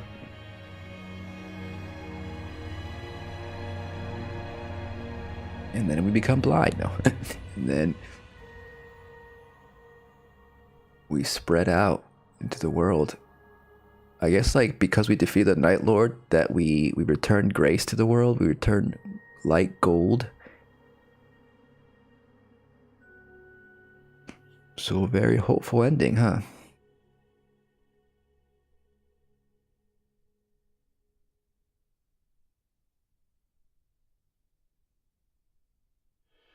And that's Nightreign. And then we get the credits, and we see some of that same grace appear here. Different strands here, flying through all the way till the end of the credits. And it appears to be, I don't think I recorded all of it, but it looks like 8 different strands. I didn't record it all, but that could be the 8 Nightfares. That could be the 8 Nightlords. Yeah, I feel like because we defeated all the different Nightlords, they may be representative of the Nightlords that we absorb into our body and then we release it at the end. And is that like a sacrifice we do as a character? Like they disappear into grace, so like that's it for them? Maybe. And then at the end, we get something wild because there's this secret ending that because we did the Remembrance quest, according to what I read, this unlocks. After the credits, you see this scene. Look at that. It's the lands between. It's the base Elden Ring game. But I thought this was like a different universe, and it could be. This is like, could this be a multiverse? Could this be like an alternate version of the lands between? Is this taking place before or after? Maybe like the tree came back because we defeated the last Nightlord. We restart the cycle again. Stranded Grace lands on this root system here. Waking up a giant. This tree ant figure. It's the same figure we've been seeing in Limveld, just a bunch of them walking about in the sea, you know. So that seems to indicate there's a bunch of these, and that maybe they're representative of different worlds. And now they're gonna go and travel and start a new world, a new land they're gonna go to, and it'll be a new Limveld, a new Erdtree land, a whole new land. They could introduce a bunch of different worlds. I don't know. Kind of like, you know, in the end game of the base game, in the Elden Ring and the Elden Beast boss fight, there's a bunch of trees in the background, a bunch of golden trunks. Like those, I've heard, could be people have speculated that could be representative of different universes, different worlds. So maybe these tree ants, walking giants, can represent that too. I don't know. It's ambiguous, you know, as these games tend to be. I'm looking forward to all the lore speculation. That's pretty cool though, because you can kind of, you know, connect it to the base game. You kind of see it as like, okay, now we're restarting the cycle again. And it leads into another playthrough of Elden Ring now. It's like, okay, maybe I'll play Elden Ring again. And there is like a new update coming up, the Tarnished Edition. That could be good timing. So then we got Knight of the Lord, a cool relic that adds affinity to your weapons when you switch, boost affinity attacks, boost attack power. That, I think that could be very helpful for the Recluse character, the witch character, because she sucks up affinity elements to power up her magic cocktail. So if you have someone in the party who has this, or you yourself, that could be fun. So after finishing the game, return to the Round Table Hold to a time when the primordial Nightlord was not yet defeated. Relics and Merc that were held at the end of the game are preserved and the journey carries on. It's a loop. Now there is gonna be DLC released. I wonder what the DLC is gonna introduce. Is it gonna take place? I imagine it's gonna take place before the end of the Nightlord, right? Similar to how the DLC of the base game took place before the end of the game. I don't know. And then I unlocked this. Shifting Earth. This is where I got the Rotted Woods. So it's basically a big land area of rotted forest, pretty much. And there's like a secret in there. You have to go find how to get rid of the rot, because you're constantly rotted if you're in there. You have to find some cure in there. And then, because we beat the final Nightlord, we unlocked these outfits.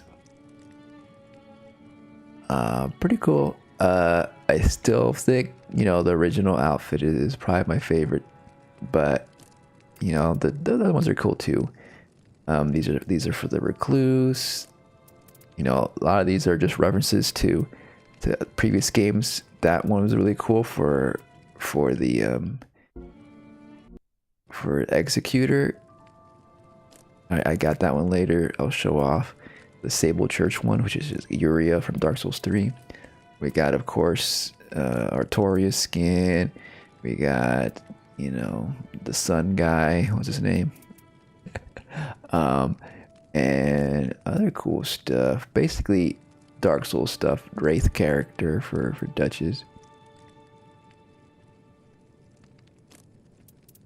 Havel, and I'll probably get the Katarina Knight one. That I like that one for Raider. A Recluse, I feel like the Darkness is probably the best one. That's the one I end up getting. Primordial Nightlord's Rune. Great rune harbored by the Primordial Nightlord. Interesting. A cutting gifted tribe anticipated the coming night. Cutting gifted tribe. Like what? Is that the Nox tribe? They were all about the Nightlord, I think, and spent many a moon planning its prevention, concluding that their only chance of success was to cheat a god. They created the Godslayer blade, I think, right? The Godslayer knife or something. They had glimpsed that they should not. The very sin of the Earth Tree. For their trespass, so were they punished. So maybe like in an alternate universe, the Nox or the Cutting Gift tribe, Cutting Gifted, took down a god with their blade they made, and then they were punished. And then, Limgrave turned into Limveld, and the Nightlord ruled, and they had to defeat them. So, something like that, maybe. I don't know. Something to think about. Maybe something to study with the Guardian and the Recluse. Something to crack open those lore books. We got their Sacred Airtree Grail for that.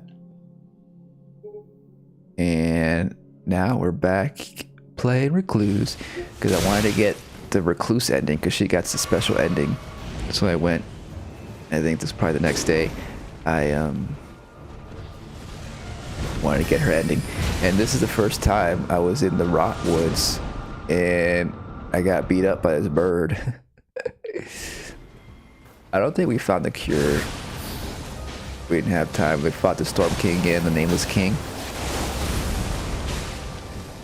And we were riding the whole time. There are trees around here you can go to that have these little seedlings or sprouts you can pick up to cure your rot. But they don't spawn infinitely. So really, the goal here is to look at your map, and there's like a little flag, and you have to go to that flag to uncover a clue, and then that tells you where the cure is. And that's how you get rid of the rot. You really don't want to face any boss in there until you do that. And then, you know, at this point I had defeated what, like 5 Nightlords or something, and so in order to like unlock more of the Remembrance quests, I had to defeat other Nightlords with the Recluse character. So I decided to do the ones I haven't done yet. So this one, who I thought would be easier because he was the second boss, the Gaping Jaw, I think. Adele, Baron of Night. Baron of Night, huh? They used to be a Baron. Interesting. Or maybe they were, or maybe they are now a Baron of Night. It is actually harder than I thought, you know. But the key thing is to poison them. So I tried this run, but it was not good. But I forgot. I got like a reviving mending rune, which like revives you the first time you go down. And that's like a rare chance you can buy that in when you're solo, when you're playing with team. But you get that, but merchants guarantee sell that in the solo version of this game. So I had luck. I got lucky. I did that, but I forgot I had that. So when I went down here, I was like, oh, well, I guess that's where it's done. It's over. But I got revived right as the other person got killed. But I didn't even realize it until like about now. I was like, oh wait, I'm alive. And the thing is that like they didn't notice that, or I don't know, maybe they thought I was AFK or something, I don't know, but they all disconnected, so I was left playing solo. They were like, they quit, you know. Had they been a little bit more patient, maybe I could have revived them, you know. So that's another lesson to learn, like maybe somebody has a reviving rune and they can potentially, you know, live another day. But they were a little bit too upset and in a hurry to like wait it out. And they, you know, they probably even the thing is that it's rare to get. Definitely, you're playing multiplayer.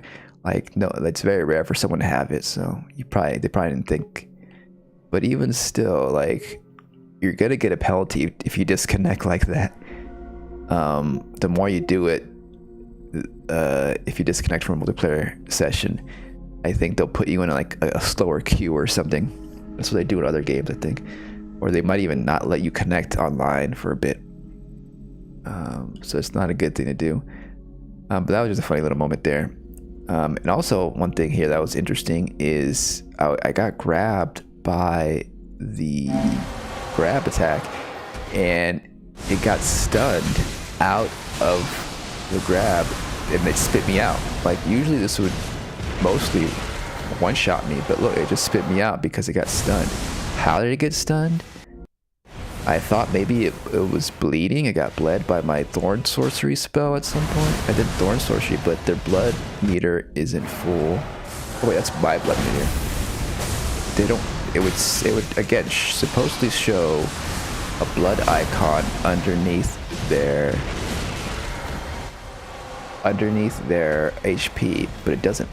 So I think what happened here is that my Reign of Stars thing that I have, which I got the effect where when I walk, this happens, a Reign of Stars appears, and I think that rain stunned him just in time to like, so then I wouldn't be eaten.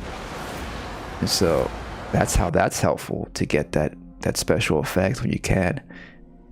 Yeah, I wasn't even doing that intentionally. I just, you know, when I do spells, sometimes I'm just walking naturally and then it triggers the Reign of Stars. So that was pretty cool.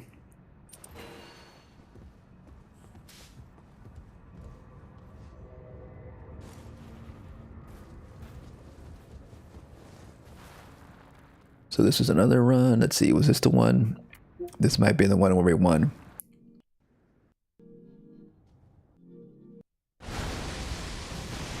I ended up using a lot of the Thorn spells with the Recluse. That was very helpful. I'm not sure if, like, at a certain point in the base Elden Ring game, these Thorn spells were really powerful and they nerfed it, I think. I'm not sure if they nerfed it because it's really good in this game.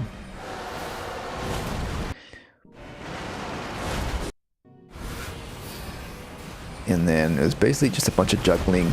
And one thing here is that like I got to learn a little bit more of the magic cocktails. At this point, I learned that like if I mix magic and holy, I can get infinite HP. And so I was waiting for the right moment to trigger the infinite HP and unleash my magic. I don't know if it was this run or it was another run where I had Comet Azor. And if you can get, you know, you've probably seen clips of this in the base game. If you can get infinite FP while you're doing Comet Azor, it's like that huge like magic laser beam attack. You could do it like for a long time, and it like really like, you know, gets rid of the HP of the enemy really fast.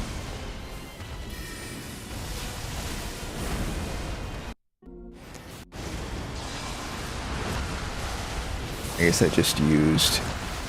I used it there for infinite HP to do the spell, the blood spell.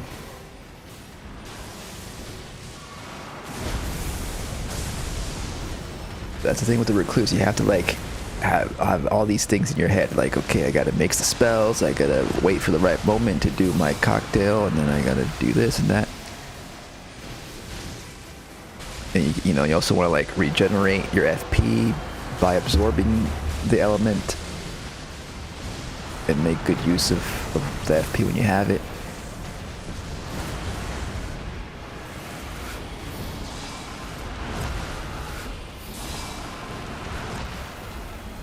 And then, you know, sometimes like right here, I was like, okay, I have to wait until they get holy on them because Sion 4430, they had holy damage, I think, and so I was waiting for them to hit them to get holy in my cocktail there.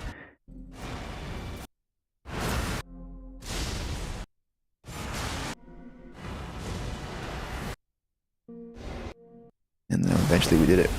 I don't even think we did poison this run, even though the good thing about using poison here is that it just is very effective against this boss. But then like they spit out, there's a move they have where they spit out, like they throw up like a bunch of poison on the ground, and that gets rid of the poison, but then you proc it again, and that's the loop there. But then that's how we did it. We did the Gaping Jaw, and we got the next quest here. So with Recluse, it looks like she was looking for her baby, like she had a baby, and she, I guess, maybe abandoned the baby at a young age, and now she's looking for it or something. And then it's, you know, it's kind of a tired story of mother abandoning her child situation, but this time it's a shadow child, and it's kind of reminding me of Melisandre from Game of Thrones, because didn't she like give birth to like a shadow monster or something? But this baby apparently like absorbs a bunch of shadow or something. It clears that she finds this on the bedside, you know, or maybe could it be that she had like a miscarriage or something? I don't know. I mean, it could just be a birth there. And then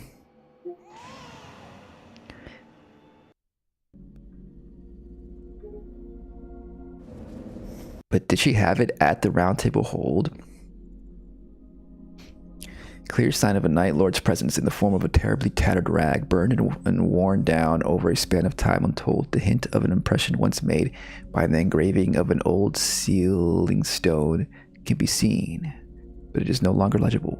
The menial asked about an engraving, but how did he know there was none before setting eyes upon it? Teeth marks found in Night Shard, alongside the vestige of night found embedded in the Round Table Hold. Both seem to radiate an ancient magic, which I myself imbued. Oh, so maybe like she had it says, after mine infant disappeared itself that day, it must have had an alliance with Nightlord. Okay, so maybe just the baby disappeared because the Nightlord took it.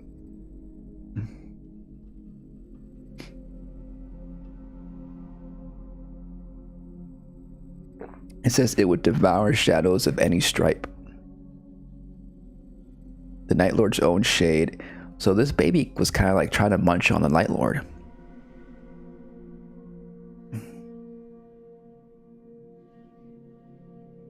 What must have become of my creature after it did feast? But did it become a Nightlord itself by eating a Nightlord? I don't know. I had to go fight some more Nightlords to find out. And so we took care of this one, Libra, which is a very tricky boss. They offer you, you know, they offer you that, like, one of these options to be getting. I refused to make a deal because the other ones just make it harder. Though I do want to try making those different deals at some point to see how that goes. They have these sigils on the ground you gotta stay clear of. They build up madness, but you pick up those little orbs to cure your madness. And then here you gotta destroy the sigils to get rid of their bubble. And then that's good because now they're not buffed, but now they become mad. And it gets wild and mad in here. And at this point there's too many sigils, so I don't know how to get rid of all these. I think you have to like use an ultimate or something to get rid of all the sigils there. But now he's like buffed up. And then it's just this. You gotta just avoid getting attacked is all. And cure your madness. I got the moon veil, so that was good. At this point, just stop trying to get rid of the sigils. Even though I did hit it there.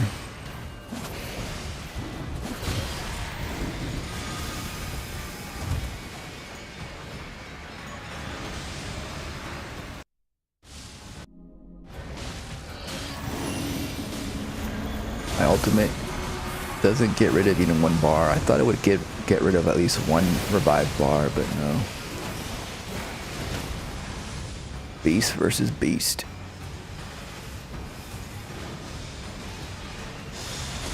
Bunch of dodging here.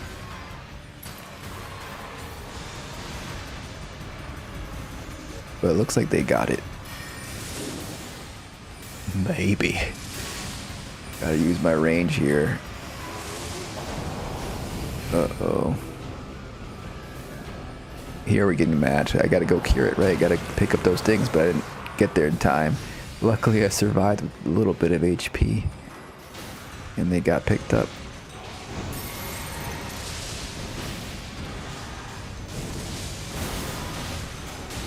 But with my trusty moon veil and some FP, it's a breeze now. We did it. They're wearing the Yuria skin. And they got their shadow skin, I think. They dropped their weapons there. Like, just cuz. I don't know why. But then you look at this. And it's like, it looks like as if they beat the boss with no weapons. And I don't know if that's what they were trying to do. Like, they're like, oh look, they want to show off later. Look, I beat the boss. I got to the final day and I beat it. And look, I didn't have any weapons equipped. I don't know if that's what they did that for. But that's something you can do, I guess.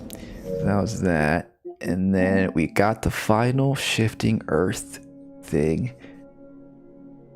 Nightlord, the Shroud City. It's just really cool. This is the best shifting earth event. It's a lost city that was desolated in a single night and sealed underground, but recently resurfaced.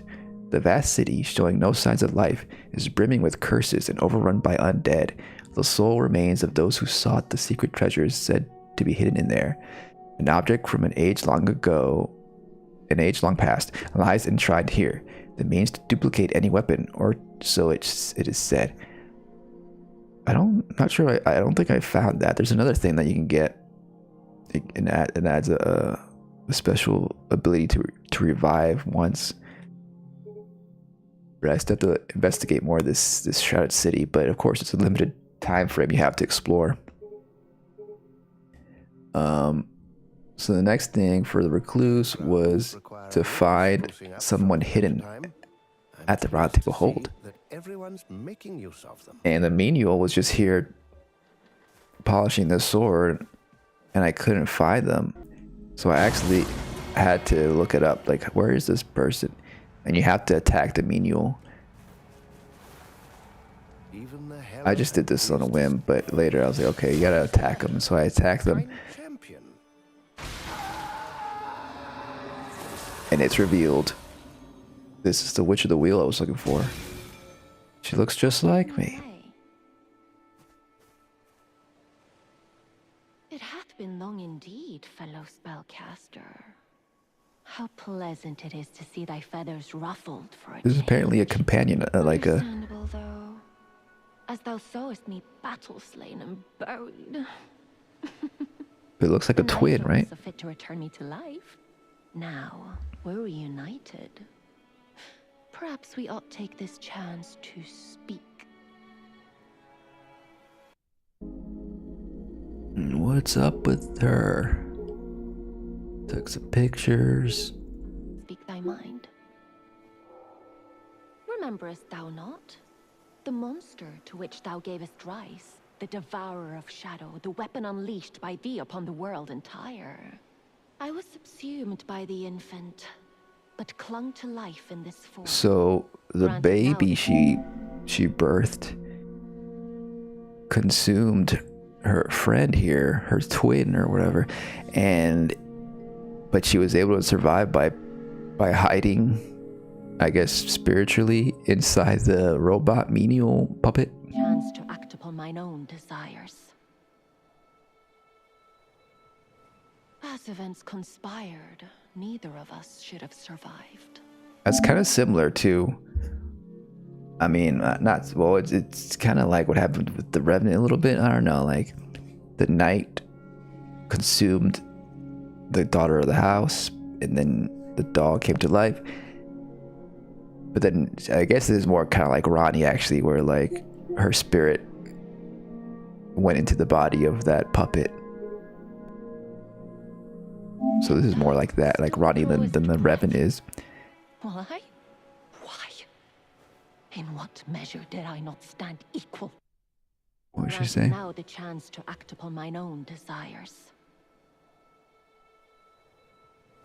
As events conspired, neither of us should have survived. Yet thou still drawest breath. Why? Why? In what measure did I not stand equal to thee? Yet, unlike thee, ever heedless, free of spirit, I am the one who will succeed. I hope thou takest my meaning, fellow spellcaster.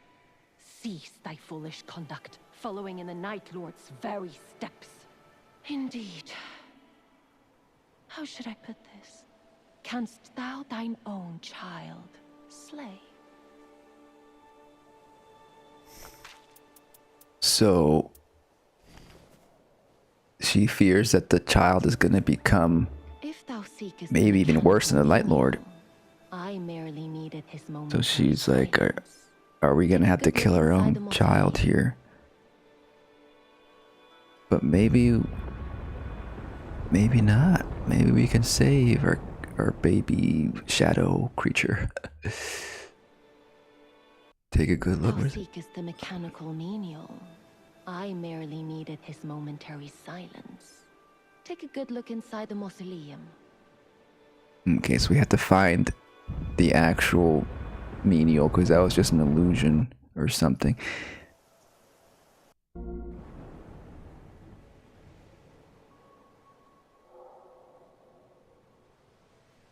The sound of a heavy door opening rings out. So there's a door that If thou opens seekest up. the mechanical menial, I And merely there needed- was Take a good look inside. a couple doors that were closed earlier on. So we go look around. I attack to see what happens, but she is If thou invulnerable. seekest- Take a good look inside the.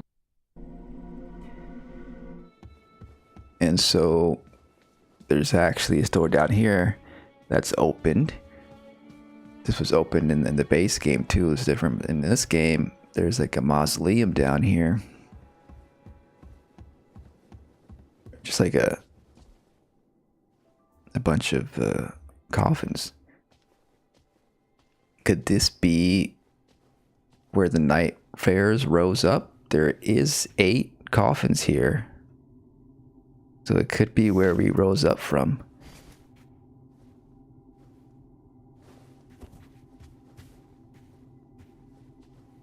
Very interesting, I think so. And then here's the menial.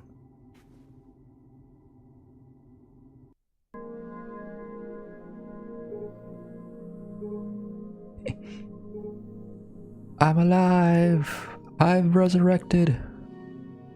Just reenacting my resurrection here. Time to investigate.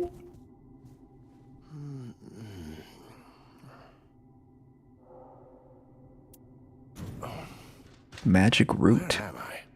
Brave Lady Witch? Why on earth? How could you have done It such wasn't a me. thing? It was someone masquerading as me. It was my evil My twin. apologies. I see precisely what has happened here. It wasn't you, but a foul impostor who did this to me. What in heaven's name is going on? What in heaven's name is going on? She's an old friend, is she? Now, as you tell it, the Nightlord grew from a shadow hatchling.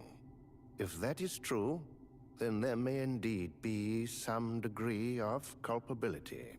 But can we unquestioningly assume that a Okay, so single- wait, is the baby the Nightlord itself? Is that what? I thought maybe it was separate, but maybe it's the baby. Her baby became a shadow being that devoured shadow, that devoured darkness, and then became the Nightlord itself. She's the mother of the Nightlord, it seems. enchanted organism could mature so fantastically? I must say, I doubt that it could be so simple. Furthermore, defeating the Knight will put an end to your sister-in-arms. I haven't the faintest what I could say should you... And I guess since the baby slash Nightlord consumed her sister, her twin, that's what's keeping her alive somehow. And if we defeat the Nightlord, she's gonna also die. Be forced to witness your companion's death again? Where are my manners? I must offer you my thanks for helping me. Oh, what's this? Brave champion. Perhaps you should take it.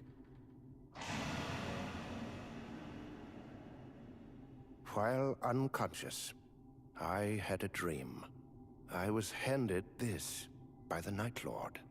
Well, I didn't see our foe per se, but I know it to be true. I sense a great power within. Power enough to change a person's fate, I do believe. The choice is yours, brave champion. The choice is yours, brave champion.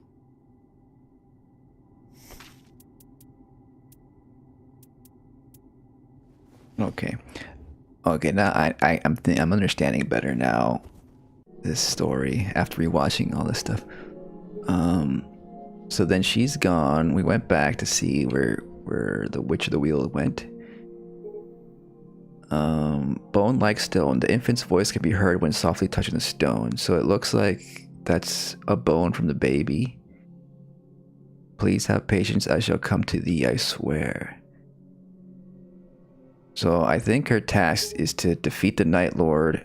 Either, you know, let the Nightlord live, not beat the game, pretty much, because it's, you know, the Nightlord used to be your child or whatever, or is a form of her offspring, or defeat the Nightlord and maybe that I can get rid of the night aspect. And she can get her baby back. We'll see. The bone of an outer god with the power to expunge divine essence that can also be destroyed by the same essence. Expunge divine essence. So is that another word for grace? The grace that Marika has given, or maybe is another word for just the golden divine essence we see within the Elden Beast, within the Elden Tree, the Erd Tree. And so the Nightlord, of course, is the opposite of that, devouring it. What if the Nightlord is what caused the corruption of the tree in the Shadow Tree lands, and that's why the Erd Tree over there is all dark and discolored? But that can also be destroyed by the same essence. So Holy does do more damage to the Nightlord, so that makes sense. The choice is left to the witch, as per the wishes of the one who bestowed it. But maybe this bone is just a part of it's just from the Nightlord itself, you know, not necessarily, like the baby became the Nightlord, and so it's not a baby bone, it's a Nightlord bone. Bone like stone. So then we venture out. Time to take care of this Nightlord again. This time with the Recluse. And I think this is the first time we've encountered the Night City of Noxtello. What's it called? This city here. You can see it looks kind of like Lanedale. It's kind of circular. I saw a thumbnail of Scum Mage Info's latest video. I haven't watched it yet. But it's like he's claiming that this city is like part of what Lanedale used to be, or like it's like the outer part of Lanedale. It kind of fits in to that moat section of Lanedale, that shape. But you know, but the sunken city or the underground city, the nameless city in the base game that's underneath Lanedale, this could be it. Maybe this is what it is, and this got risen again. And so the ruins we explore down there are the ruins of the city. This is the first time going in, but these people, Tremor and Edgebender, I think they're pretty familiar with this city because they're rushing in. And I didn't get much of a chance to like look around, you know, because I was trying to keep up with them. But it's really cool looking, and like, yeah, I wish there was like a mode where you can explore this. Like, it'd be cool if they could add like explorer mode or something, where maybe it doesn't add to your progress. It's just like a fun mode that has no timer, and you can just like go around and fight whoever you want and whatever you want, and just explore with friends or yourself. Maybe you could do some quests there or something. I don't know. You know, I'm sure there's like a mode like that in like Fortnite. I think like they could do something like that. That way we can like, you know, look around and explore the city, because this is pretty big city. Like, I feel like it's not as well designed as Lanedale, but it seems a little bit put together hurriedly. But you know, you're going through this super fast in this game because you got a timer. It's not that big of a thing, but it'd still be nice to explore more of it. That'd just be cool. Like, I guess like the idea, of course, is that you keep playing the game, and then eventually over the course of several runs, you'll have explored it all. But yeah, I definitely was lost. I was like, wait, how did I get to where they're at? And they're down, because this last boss here is pretty tough. And they were weak for some reason, because like we'll see here that just that one gravity attack one shots all of us. But I feel like I came here like later around this level and was able to survive longer. Yeah, at that point I was like, oh, I'm not gonna face that right now by myself. But they kept at it, and this is the thing, like if you're stubborn in this game and you keep trying to like beat the same boss and die, you're gonna lose levels, and you're just gonna lose your runes, and it's just gonna be a bunch of wasted time, you know. So it would have been better for us just to like leave here. But because they committed, like, you know, especially because these are randoms, like I couldn't really do anything. I had to stay with them because either I helped them out and stayed, or I go myself somewhere and not make any progress either. And then they wouldn't be revived, like right here. I think we all die here. Look at that. That's wild. One shot all of us. But this is the big bad in this city here. Natural Born of the Void. This could be the same boss we fight in the base game. That's underneath Ronnie's church or something. And then we got another fight here with the dancer, and of course we die because we're like level 9 or something. And then I took a picture here for some reason. I don't know why. And what's going on here? Oh yeah, I was trying out the weapon for the Revenant, her claws, her like nails, like, but you can't use them. Only she could use them because basically someone had dropped it here because their body was there, I think, or something. Or maybe, oh no, Slonza, I think, dropped her weapon here. And so I picked it up. I was like, ooh, I want to try it as a recluse. But it doesn't let you. You can do the White Shadow lore, the Ash of War, but you can't use the claws, which is a bummer. I wanted to, that would be so cool to use it as the recluse. Now you know you can't use it unless you're the Revenant. Oh yeah, here's the cool, the beam, the star beam. Oh, this is cool.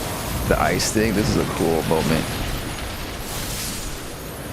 Look at that. That's a big damage there. It's lightning, magic, and I think holy. Let's see, what do I absorb here? Holy, yeah. Holy, lightning, and magic, and you can become this crystal. This is probably the best spell. I mean, it's very powerful. You stay in one place. It's not like the most optimal spell, but it's probably the coolest one that looks coolest that you get with her. And then we fought the beast, Fallen Star Beast. Was this the run? Was this the run? Oh yeah, this is demonstrating the power of the Commodore. And when I absorb, I create a sigil in the ground sometimes to empower my magic that you can see on the left over there. And so I was trying to get some holy to do infinite Commodore here, but I just ended up doing this. But that melts it real quick. Look at that. And it happened, it got stunned, so it stayed there, so that was good. So that's some good stuff. And then I think we ended up losing that match, but I got enough Merc currency and I got the cool outfit, you know, so that's what I did. Maybe after this fight, for some reason the pictures are out of order from the video, but we fought the Nightlord again, but it didn't go so well. And I was using the shield mechanic. The shield there is actually pretty good on the recluse. But yeah, we lost, and then I got the outfit. Look at that, beautiful, beautiful stuff. And I like how it appears also in the screen. Oh wait, in the ready up screen. Like, that's cool that it appears there. Okay, hold on a second. Okay, so there's that, there's this, and then this is just a cool shot. First time wearing the outfit in this cutscene.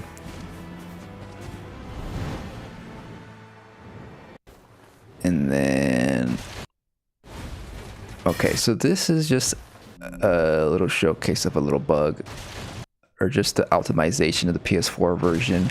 How I started noticing this more now, that sometimes enemies just pop in on screen when you're really close. Like, look, I'm just fighting the regular knight, right? The big knight, and then all of a sudden, another knight shows up, a smaller one, and I don't know if it appears for them on their screen, but now we have a second knight here, and that's probably the most annoying thing so far I've encountered, because it's just, you know, it's not, it doesn't feel nice to like suddenly have new enemies pop up, and that could be an optimization thing to keep the frame rate good on the PS4 version for PS4, but I'm playing this on PS5, so maybe that's an issue. I wonder if it's, I haven't seen other people play on PS5 that much, so I don't know if that happens as well. But even though I'm getting better frame rates in the PS4 version, I am considering switching to the PS5 version just because that pop-in is kind of annoying. And the thing is that it doesn't happen all that much, but it is noticeable when it does. And you know, usually like the big enemies don't pop in like that. It's usually just smaller ones, so I don't know. But you know, I have to I want to test it out, you know, and play the PS5 version again just to make sure I can. It's a trade-off, you know. It's like whether I want that or I want better frame rate, you know. It's like, what are you gonna choose? Oh yeah, I took a picture of the symbol of avarice there. That's how it looks like when someone has it. That's a Dark Souls item. It gives you more runes, but it devours your HP, and you know, it's like a ghostly version. That's kind of cool. This was just a funny moment here that I was like, this was such a good run. I was like, I'm at level 12 already. And then I jump and fall into the crack there, and I die. It's like, I did not realize there was a hole there, and I lost a level. But luckily, I had collapsing stars, which is one of the most overpowered spells in this game, as you can see right now. Like, I had I think I had the talisman that increases my magic. And so I noticed, I watched, was it Distortion 2 play during one of the Nightreign events, and he was using the spell, and it was really good. And so I was like, I gotta use it. And so, look at that. Like, that is just ridiculous. I don't know if it's like maybe a combination, maybe someone else bleeding him. Again, he doesn't have the bleeding icon. So I don't know why it's like so powerful. But at level 11, like, we're just like devouring that HP like nothing. And then this second phase, he's a little tankier, but it goes pretty much the same. Like, look at what was that? Like, how did that happen? Like, is this a bug or something? Like, how did that go? That was like a fourth of his HP in one go. Maybe there's some other thing, some glitch or something they know about. 6,232 damage. Like, that's crazy. Whatever we were doing, it was working out, and so I just kept on doing it.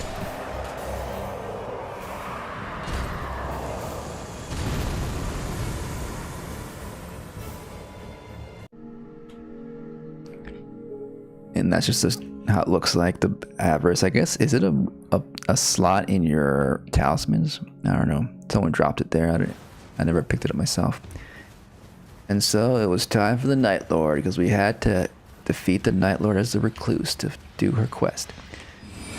And, you know, it was good that we actually were able to do it here with this new outfit. The Darkness outfit, I think it's called. It's fitting, of course. And we got this overpowered collapsing stars. Is gonna be a breeze. And we got all this cool magic stuff. I got a shield. I'm all cozy over here. they were tanking pretty well. It goes pretty smoothly. You know, I do get down once, but they were like, we gotta revive this witch. She's pretty powerful. We can't do this without her, they're saying to themselves, I'm sure. And so they did. And we got that down. And we go to phase 2. And we rinse and repeat. Not the most exciting thing to watch, but it's a method that works. Maybe yes, the relic I have, I said, it provides a sigil in the ground for me when I absorb magic that increases my magic output. So in combination with the collapsing stars and probably the talisman I have, like, it just does ridiculous damage. And with some good buddies that can revive you, you can do this in no time. He is tankier in this phase, so it does take a little longer, but you know, we do it. I just gotta keep my distance here. I think I'm good this distance, right? There's no way you can hurt me here, yeah.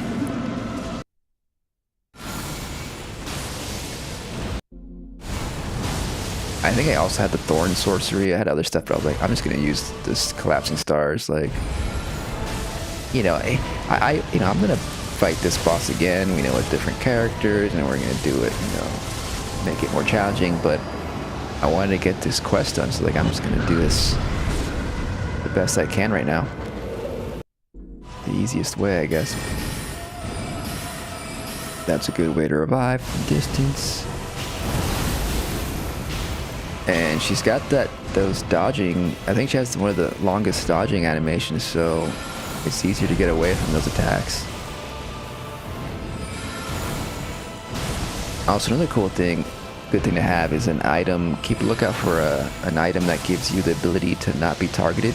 Like, there's some items that, like, say, like, less likely to be targeted as a passive. That's very good if you're doing range. Then you can, you know, hit them with your magic from far, and you're barely ever targeted yourself.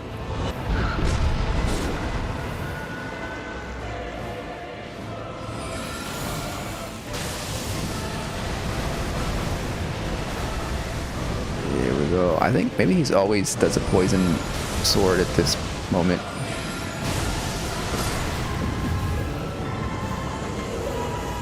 There we go. Second time beating the Nightlord. The Nightlord. We killed our baby. It was a monster. It was like, you know, when a loved one becomes a zombie, you have to do it. You know, you gotta get rid of them. And, you know, it's always great to do a little gesture right at the end here. You know, because then you transition into this.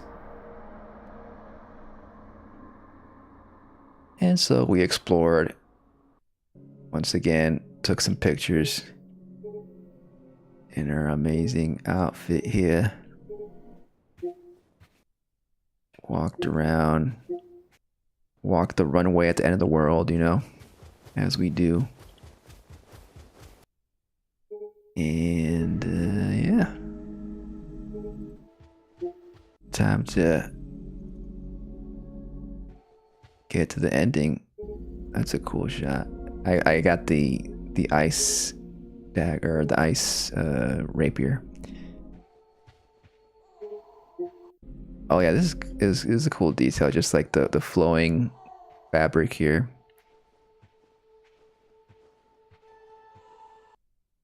Real cool stuff. Should we touch the corpse? There must be something else. Let's explore a little bit more. Because the thing is, I heard a baby cry. You know, I thought maybe at the corpse it would give you a different option, but luckily I was like, I gotta explore more. And I found this baby here. Because even like from here you can hear it. Okay, then let's see. Can you hear it? It's pretty low volume actually.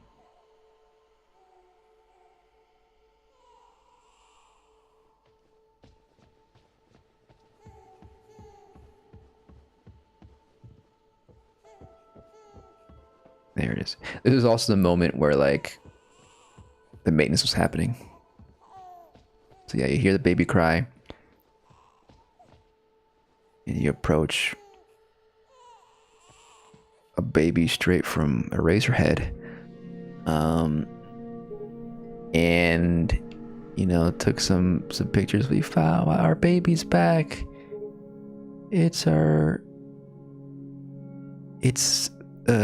We've expunged the darkness, I think.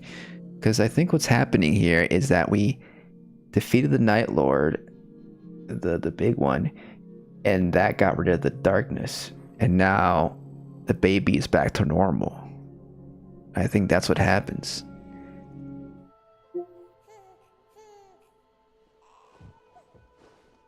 And so the recluse is reunited with her baby. That's the ending for her. Yay! You're gonna be okay.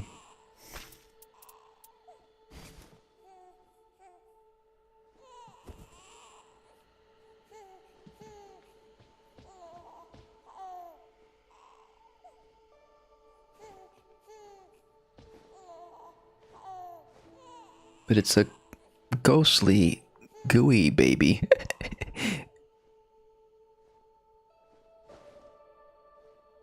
Because she's a witch. I guess that's what witch babies look like.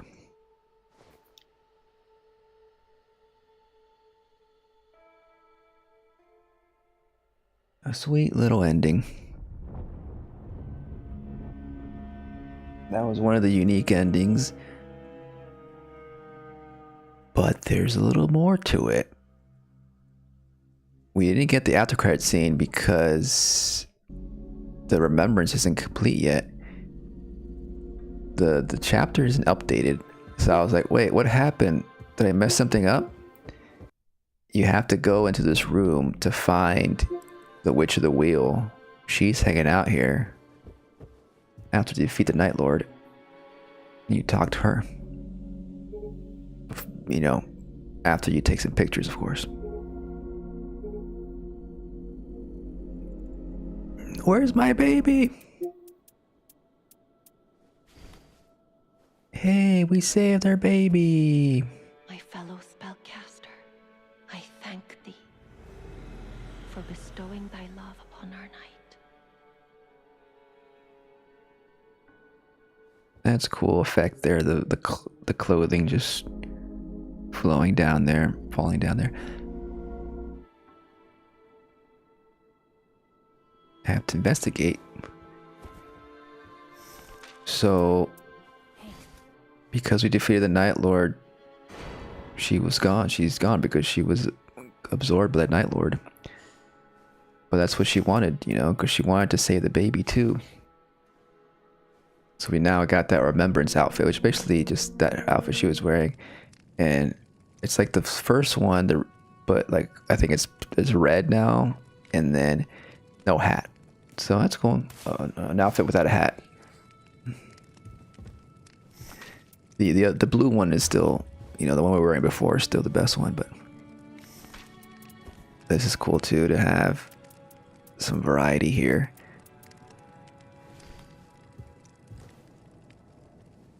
We did it.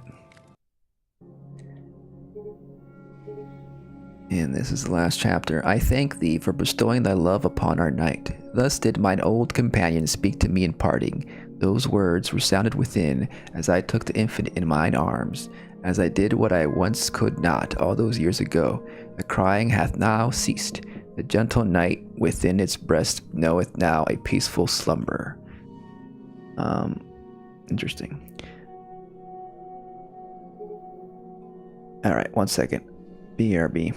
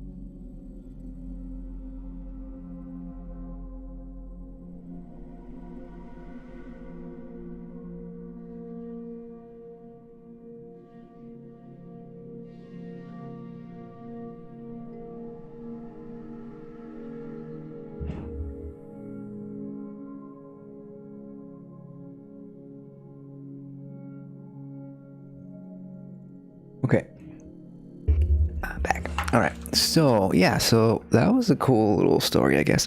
Another cool thing is that when you dress up your characters, they stay in their outfits even when you switch to different characters. So this is actually the recluse here, not her twin. And we're just posing next to her as the Duchess, and pretty cool, huh? I've been thinking, like, if this game had romance option, I think they would probably be a good pairing, them two, and then maybe like Wilder and Executor would be good together, and then Raider and the Guardian. I don't know.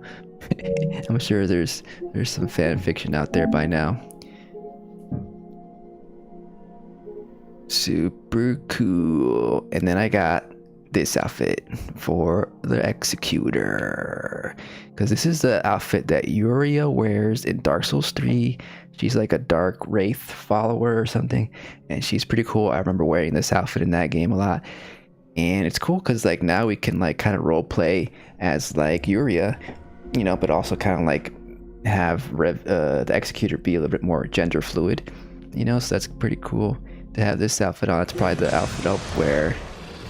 It does change the beast look. I think the other outfits also make it look like this dark color. I'm not sure. I haven't looked, you know, back to back next to each other, the major differences, but it's pretty cool. It's fun to be a beast, you know. But yeah, this is a pretty cool outfit. I like it.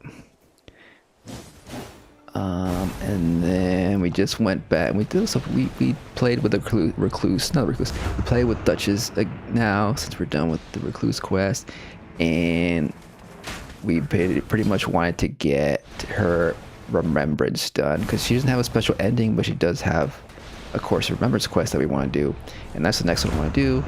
I'm pretty far in it. Having you know, I still need to do some more things. I did this clip just to show again the rendering issues of like those enemies just popping in there. They don't like pop in, they fade in really, but it's still a little bit annoying. Of course, they're like just fodder enemies. It's not the biggest deal because I'm just running past them anyway, but it's a thing that happens in the PS4 version.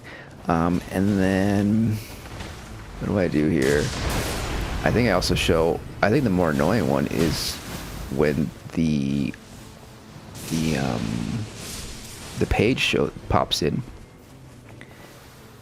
So this is the second time it happened, I've noticed, and I recorded it for this reason. Like, see, like it's not even there the whole time. Like, you don't see it at all.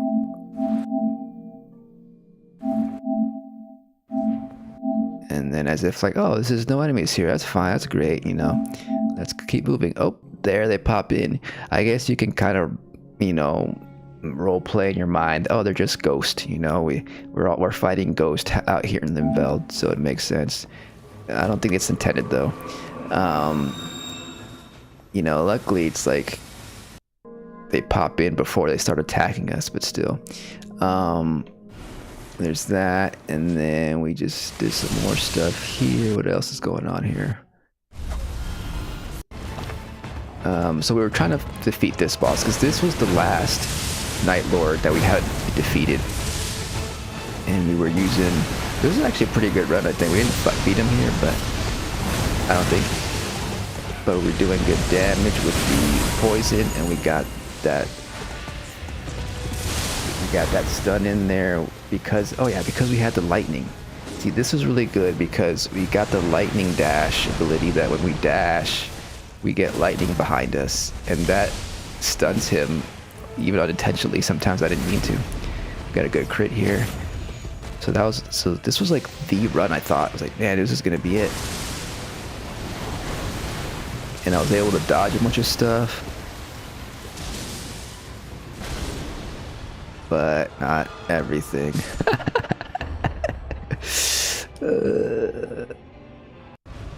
That's the game. And then we kept fighting, and this might be the one that we got it, where like we got the helix, the bloody helix, And I think in this run I was like, well, I'm not even gonna use the weakness that much, the lightning attack weapon, because I got a light weapon. It's good to, like, you know, runs like this, know the weakness of the boss, but like if you don't find a ruin or a place that has a lightning affinity or whatever weakness the boss is, it has a little icon on the different like map locations. If you don't find that, then try to find a merchant, because they usually sell a weapon with an affinity you're looking for, and then you upgrade that by going into the tunnels and getting a stone or something to upgrade it. And you can find the merchants by pressing triangle while you're on the map, and it shows like where merchants are at. So that's a way to do it. But I mostly relied on the blood here, the bleeding, because this is just a really good weapon.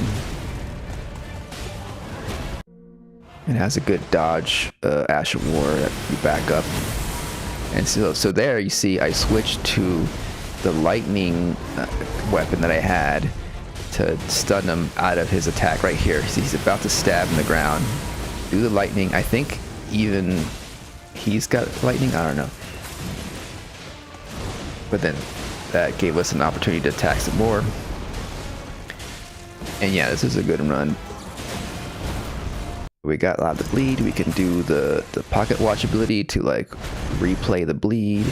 This move is always hard for me, because like you have to, like, I think dodge the right moment, or you have to be behind him. There's like a cone in front of him where you have to not be in. But most of these moves I got pretty good at dodging.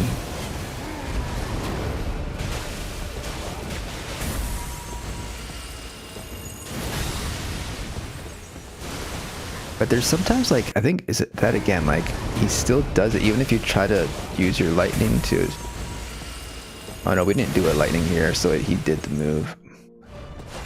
But there's some move where, like, he does that plunge attack, where he, like, stabs the ground, and then, like, there's, like, little circles around you. And I don't know how to avoid that one. And then even, you can't stun him even when he does that? I don't know. I'm not sure if it'll show up in this clip here. This right here, like, he's gonna do the thing again where he stabs the ground, but this time, see, we do that's the lightning thing that we took out, but it wasn't enough, and now we have these rings around us, and I think it slows us down or something. So I don't know how to deal with that yet, but we were able to tank it. And we're trying to do the special dodge there, but it didn't work.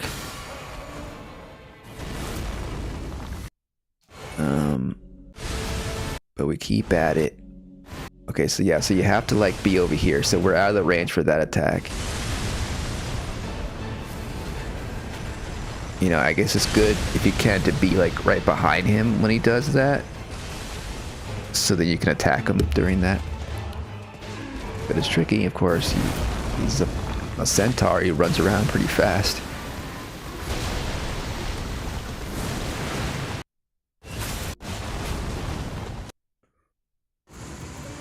Yeah. Sometimes that stone gets in the way. Okay, there we shocked him out of it. Maybe just have to have enough damage for the second phase to stun him out of that animation. There we go. Nightlord felled, and then I got the achievement for defeating all the Nightlords.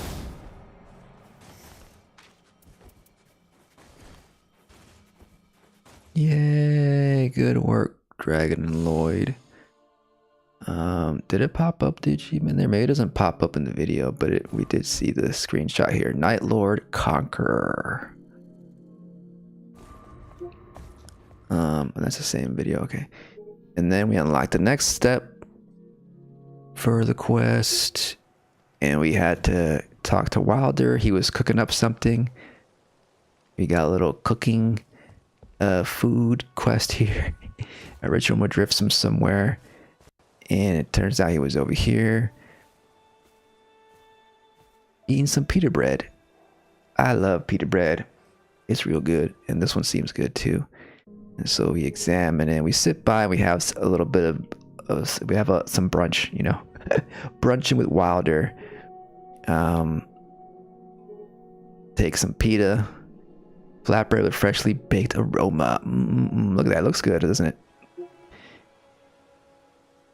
You know, what kind of aroma though? Did he add some garlic to it? You got some olive oil in there. What else is in this pita bread? And so you eat it. You take some of it. It looks to be risen to perfection. You can choose not to, but you have to eat it to progress.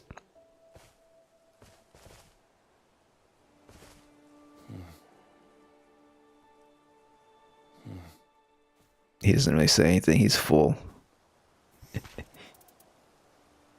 He's having a little nap after a big pita meal. Munch, munch, munch.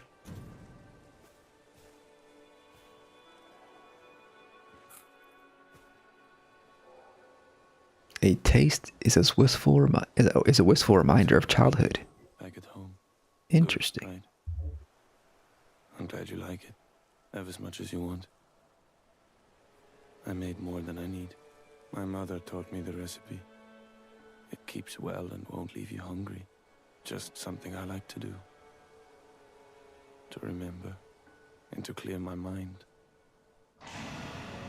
You know, so it tastes like childhood. So she also had pita when she was a kid.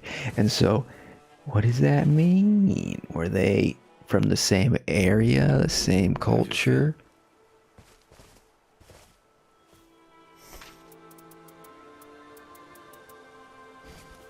I'll have some more, thank you. You faring today, champion? Well, here's the answer here. Is something the matter, my lady? I see. The Wilder cooked up something that reminded you of your childhood. Now, I don't suppose... Well, unless... Who provided you with the food in question? Oh, then the two of you must be... I am in disbelief. That's right. They're nothing siblings. Short of a miracle. Now, though this is by no means bad news, I must press upon you. We are here to bring an end to the Nightlord. Do not let this revelation tempt you from the path. Do not let this... So now she knows their brother and sister. He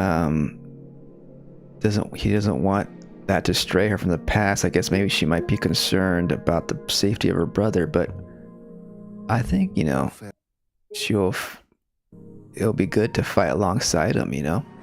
It'll give her more motivation, maybe. The thing is, I don't know. I mean, so far I haven't been able to talk to Wilder about it, if he in fact can be told about this revelation. The traditional food of a nomadic tribe from a distant vast grassland passed down from mother to son. I know this, the gently sweet and salty flavor of this pita.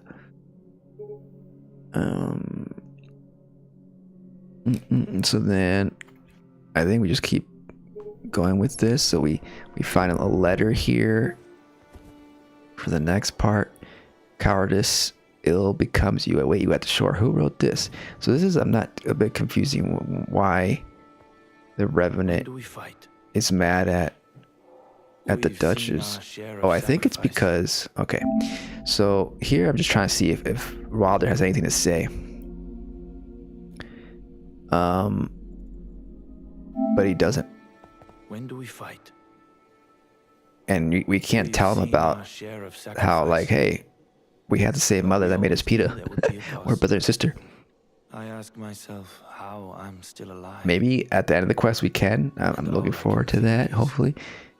But right now, the Revenant is upset. I think what is going on here is that the Duchess has kind of decided maybe she doesn't want to fight the Nightlord because she is concerned that the seas together. that's going to endanger her brother now that she knows her brother. But also, I think what happens is if we defeat the Nightlord, I think that's the end of us. I think that's, as we see in the ending already, like we become Grace. Maybe she just doesn't want. She's become a little bit more cowardly, and also just doesn't want her brother and herself to die now. And she maybe felt like she was lonely, even though this is a found family situation with all these people. Maybe she found some connection with the Wilder, and now she's more reluctant to pursue this Nightlord. And so she talks to the Raider about it a little bit. You remind me of Weathervane. I could see you reading the winds just as well. What say you? So yeah, she's an option here. It's like, maybe we should defeat the Nightlord. So she's like thinking twice about this now. But he says that she reminds him of a pirate friend he had. Fun to say. I wonder Apparently not. if maybe this is Go on then, spit it hinting at a future From Software pirate game. out. If you'll indulge me. I don't I know. wasn't That'd be much of a cool. pirate, but I did see every man who toiled by my side was my brother. Well, it was a bid for a little attention, but I never once saw the kid again. When you let your passions get the best of you, things have an awful way of going south. Keep your cool, lest you do anything you come to regret. All right, a meager lesson it might have been, but perhaps you'll glean something from it. Worry not, that's all I've in mind to teach right now. Thanks for letting me bend your ear. So his friend, the Wayfarer, was lost for pursuing a certain passion.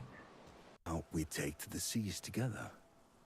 Perhaps a passion for defeating the Nightlord could make us go lost.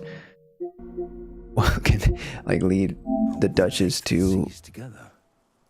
be lost, but maybe that's okay. Maybe her passion to pursue You remind family, me as in, of Weathervane. you know, stay alive with her brother Wilder, I don't know, could lead her astray. You.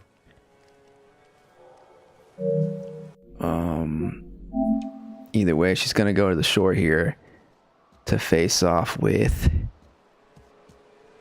the Night Idol. She's over here waiting for a duel. Hello. Shall we duel? Shall we? She says. And it's like, oh, wait, you want to fight? I realized here, I thought we were just going to have a conversation. I'll kill you. Unless you found me first. Damn. You're going to kill me. So we get our second boss fight with the Revenant. The first one was to unlock the Revenant. Is there going to be more fights with the Revenant coming up? I don't know. But she's got some extra moves here. Also, I'm messing with my HUD options. She's got some extra moves here. She can do Lifesteal Fist, which I mentioned before. She can do Death Lightning, you know, so some more death magic there. Interesting. Again, she does this, of course, Radagon's light, whatever, discus, and that could be related to her. Made me admiration for Radagon, because she was looking at Radagon's portrait as a ghost when we first encountered her. And then the death magic of death lightning, of course, is fitting for her death summoning. Lifesteal Fist as well as arcane ability. It all makes sense, but what does it mean? So then we gotta keep fighting her because it's difficult. It's hard. I did this a few times. Like maybe it took like 8 tries or something like that. I ended up going with just I was trying just a method of just fighting her, but at the end I decided just killing the summons first.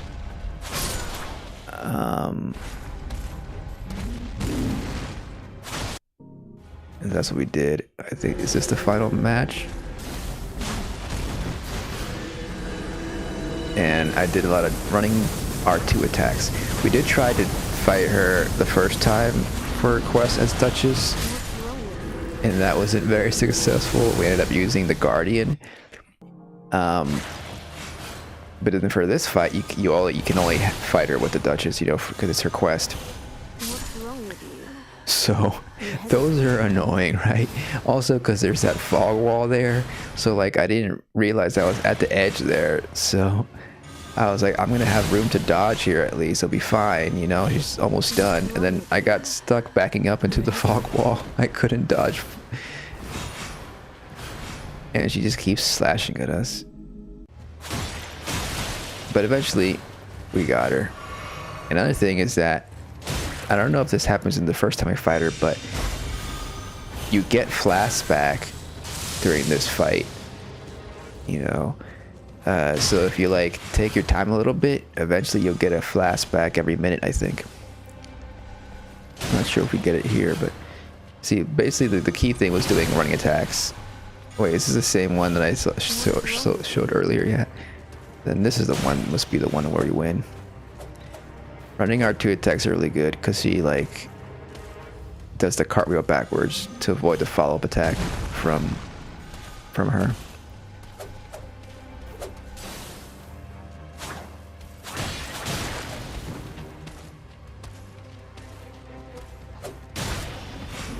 Maybe this is the one I don't win. I don't know. I forgot how many I recorded. Because I'm just going for her right now. And this is hectic. Like, especially with this wall here. Like, dang, how am I going to avoid all this?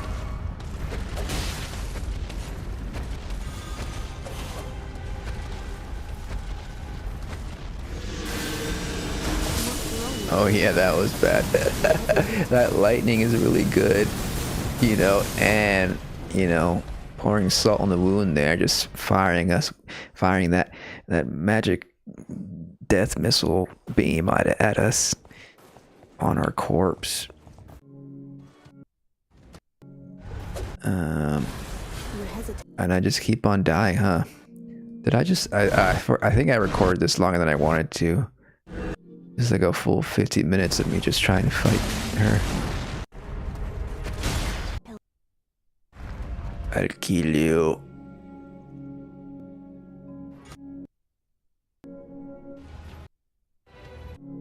This probably is it here.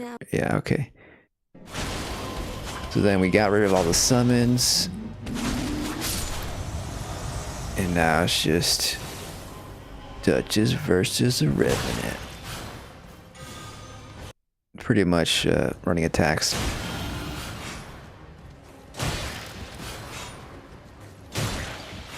That's all you gotta do. I yield. Do you see I wanted to sheath my weapon, but I couldn't here. Strong, and only the strong can wield. But with strength comes the burden of duty. I accidentally skipped a little bit of that. But you can do you see now? Glean from the subtitles. And only the weak have no such privilege. But with strength comes the burden of duty. With great power comes great responsibility. Did it never occur to you that this is precisely why you are here? Take this, if you understand me. Now, not a word of this to anyone.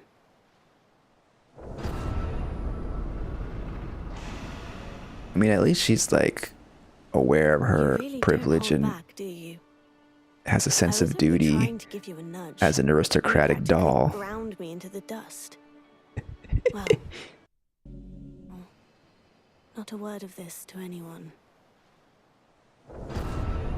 But she doesn't want anybody to know that she got beat up. And only the strong can wield, but with strength comes the burden of duty. Did it never occur to you that this is precisely why you are here? Take this, if you understand me. Now, not a word of this to anyone.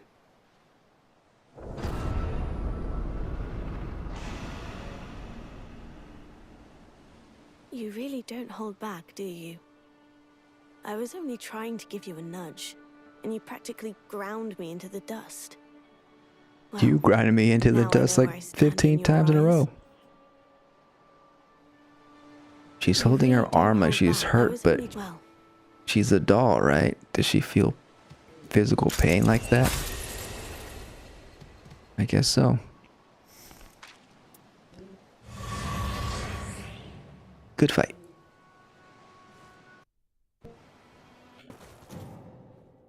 I'll kill you. What's this? The repeat. Same thing. Okay. So we got this. I think this becomes a relic after this moment. The silver shines. With great strength comes the burden of duty.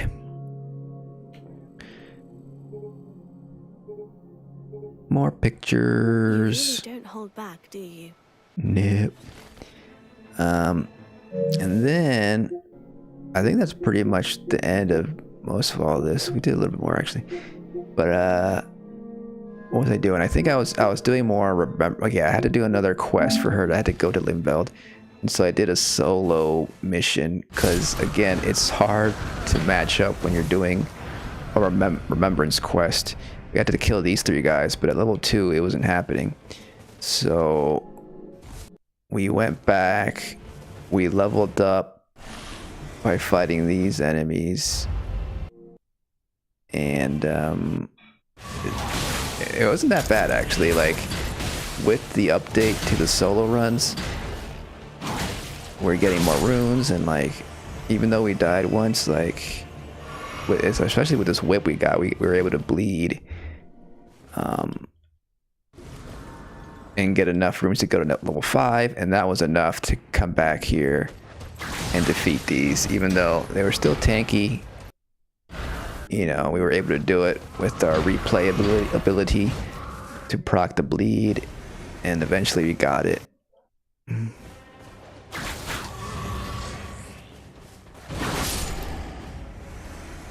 Fallen mercenaries. They're out to get us. They're using the Caden armor. They're the Caden warriors. For the base game. What does that mean? What does that mean? So we found this message here at this grave site. Could they be related to... Is Wilder a Caden warrior? Are they part of the Caden tribes? I don't know. But they're mercenaries from... Maybe there's a different clan that they were the enemies of their family, the Caden army. I don't know. So we got that message. Last words of a scallywag apprentice. A scallywag apprentice. I think that was... Isn't that the Raiders message? I think we ended up going to the final boss. This is Gladius. So this is the first time on a solo run that I got to the final boss. Got some really cool pictures here. This is what I went in with, and we did okay. We didn't win, but you know, first time for a solo run at the boss, so that's cool. We did some bleed and stuff, but then I choked at the end. We got a few revives too, because we had a few rending rooms we bought, so that was helpful. We had holy as well. We had everything ready, you know. We even had this shield ability where we could get HP when we guarded, and that was our last wending rune, and that was it. Could not reach that head. And from behind we get caught. So that was that. And then, yeah, it was a message. I think that was the message from the Weathervane. Yeah. Share Weathervane's message. So she ended up dying. Damned fool. Why not just tell me? The kid went out like a warrior. Not the bad way, all things considered. Thank you. I might never have known. And didn't expect to. That settles it. Now I'm sure. Take this. Would you? So these are some treasure coins that the pirate has. So it looks like, you know, her Duchess quest line is like helping out every single member of the party, it seems. So this is the message. Cap and I found a wind that carries me farther, faster.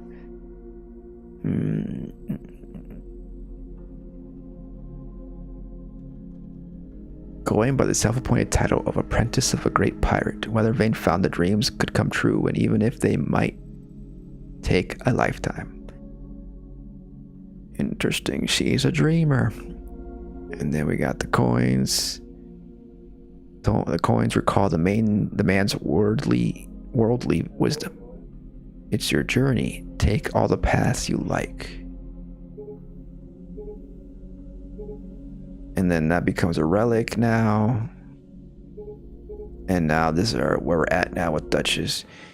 I wanted to complete this before the stream, but it's gonna take a while because we have to now, according to the guide I looked up, we have to defeat, I think, make 3 more bosses as Duchess to unlock the next step, which I think is the last step of the quest. So that's gonna take a bit to get to, but that's the other main quest I want to do. I want to finish, and then we'll do Wilder probably, or the Iron Eye, because they have special endings. I want to do the Guard. I'm gonna do all of them, you know.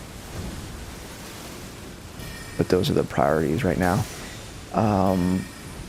And then we went back in after just to see what we could do, and a person dropped out of the game, and so it ended up being a duos, and so it's just like a duo fight, a preview of what's to come. They said they're working on doing a duos mode, and we didn't do that bad, you know. We did pretty well. I got that whip again, and I had this. It's pretty good, the dagger with the magic spell, and I had a bunch of stuff. It was all good. If we had a third, we could have gotten revived there and probably could have won. But that's how it goes. And those are all the clips. Damn, that took a long time. About 3 hours of going over clips. Basically, that's what I was doing this week, pretty much playing Nightreign every night. And, you know, we could have streamed, I guess, but I don't know if that would have been that great. It's probably better, you know, to have a little sum up stream here of all we've done. I'm not sure if we'll do another stream anytime soon. I feel like I'll for sure probably do a stream when the DLC comes out, and maybe we'll do streams here and there of Nightreign, but because I completed the storyline here, you know, the main ending, I defeated all the bosses, I got pretty much the 2 Remembrance quests that I really wanted to do mostly. We pretty much have a good playthrough here now in the playlist of the Nightreign streams. And yeah, so, you know, I'm satisfied with that, to have that on record here on the channel. Maybe what time is it? We can do 1 run. See where we go. See if we can progress Duchess's quest a little bit more. And then you know, we'll go from there. Maybe we'll do some more Nightreign later. But yeah, it's one of those games that's like, you know, you just hop in and play with some friends sometimes. It's not like a big story game that you want to record like every single moment. All right, let's see. Gotta launch the game. And also I'm probably gonna try out, like I said, the PS5 version to see if I'm okay with the frame drops. And then I have to transfer this file save from the PS4 version to the PS5. And then I'm pretty sure once I do that, I can't go back. So I got to be sure about that once I do it. But that's just some technical stuff that I imagine most people don't really notice or care that much. They just play with whatever. They just play with the PS5 version if they're on the PS5.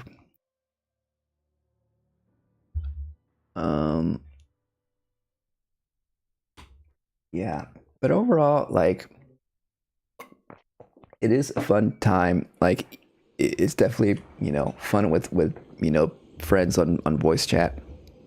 But you know, now that like a lot of people are very familiar with the game, like, let's just do all the any boss. The only thing I learned is that like you can press square to select all the bosses, so you can just cycles through them. So I imagine that quickens up the matchmaking speed. But yeah, so like now that most people know, a lot of people know how the game works, like these runs are going better. You know, they're not as frustrating as early on. And I am getting to the point where I'm starting to like get a little bit of that fatigue of repetition, because I've pretty much seen everything now. But you know, there's still that random loot, there's still that just general randomness that comes from multiplayer that keeps it exciting. And I still got a lot of Remembrances quests to do. I want to explore more of the Shattering Earth events. A thing that I've noticed that I think people also have complained about, I've noticed, is that after you beat the game, like some people are getting this bug, which I think I have, where the Shattering events don't show up in your world anymore. Like you have to match up with somebody who has it. I don't know, like apparently, supposedly, like after you defeat a boss, a new Shattering Earth is supposed to like potentially spawn. But I haven't had that in a while. Right now it looks like we have the mountain one, but that's because someone else probably has it active. So hopefully they can fix some of those little bugs like that.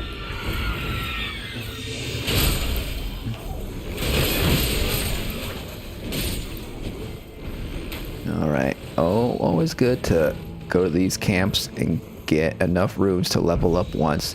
I tend to not focus too much on picking this stuff up here because a lot of it is not that great. But might as well pick up whatever drops there real quick, not even look at it too much.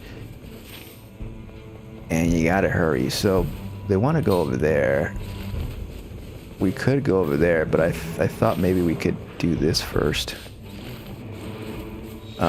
What night boss do we have, by the way?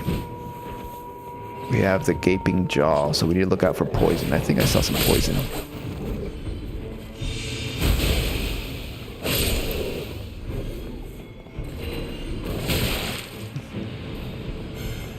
So this is a bubble crew here.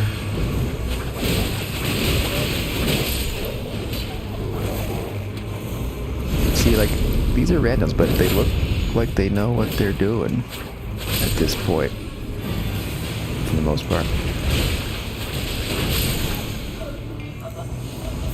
Oh, nice. It's always good to have this for good backstabs, but I kind of want to try this out. I haven't played with this in a bit. This is really cool. You just have to level up. Is there a grace here? There it is. There's usually a Storm Sword key up here on the top level.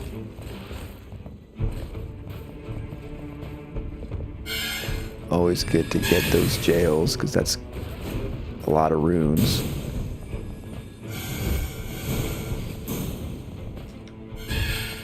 In this chest here, there's one. I got it right. Yeah. Okay, so let's meet up there. We might do an Evergel in the second night because we're not. Well, we're close to this one. We could do that one. There's no poison on the map. So we're gonna have to maybe buy a poison thing at a merchant. We got pressing triangle reveals where merchants are at. There's one over there. Didn't land that at all.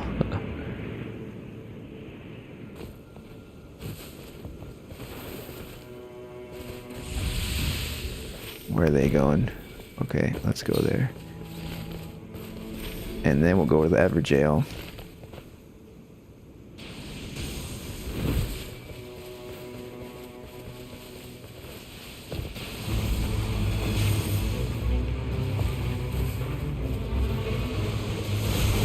I like to take care of the knight up here first, because they're a nuisance with their rain of arrows from afar.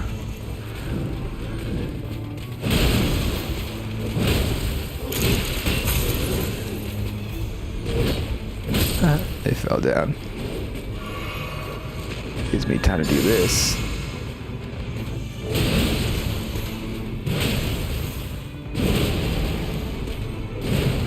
Come down here.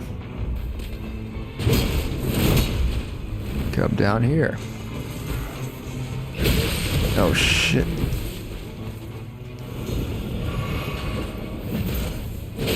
Oh my gosh. Not very good. Too many knights over here. This is not the best weapon for Duchess, but I like to mix things up every now and then, you know?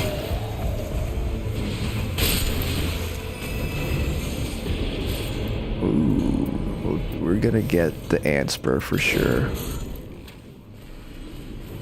I imagine if the gaping jaw is weak to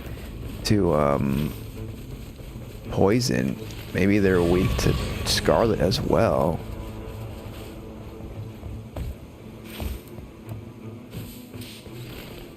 I want to signal that I have a key, but I also want to find this merchant who should be around somewhere. The thing about it being repetitive is that, like, kind of like the base game, you start learning where things are at. Like, I figured that he would be over here. There's no poison here. I didn't notice any. Wait, maybe I didn't look at the affinity, actually. Did you see a poison weapon? I looked at the wrong air. I looked at the Ash of War. I'm like in a hurry, so it's like I'm forgetting where to look real quick.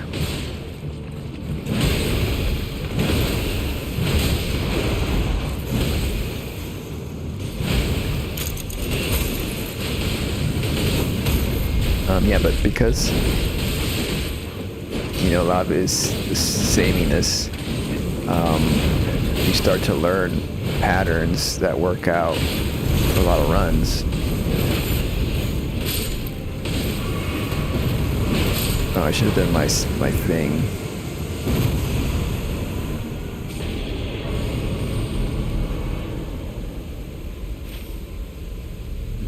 Looks like everyone knew to stick around. We all knew we had enough time.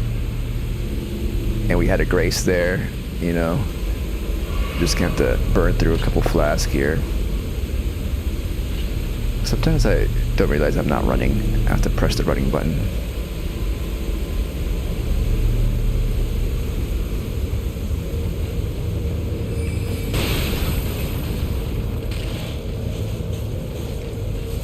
There's the grace over there. Right on the edge.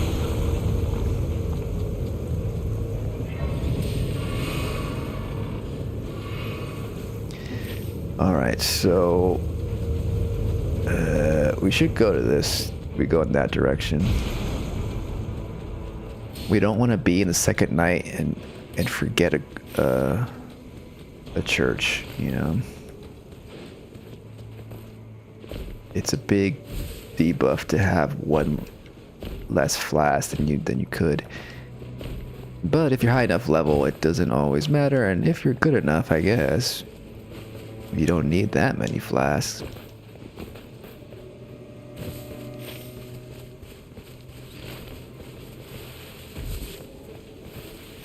But the circle just closed to this stage now, so we have time, I think, to clear this camp.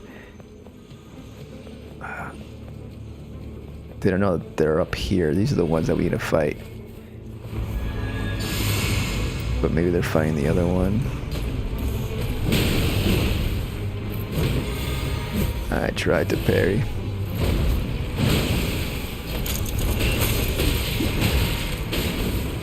Ouchies.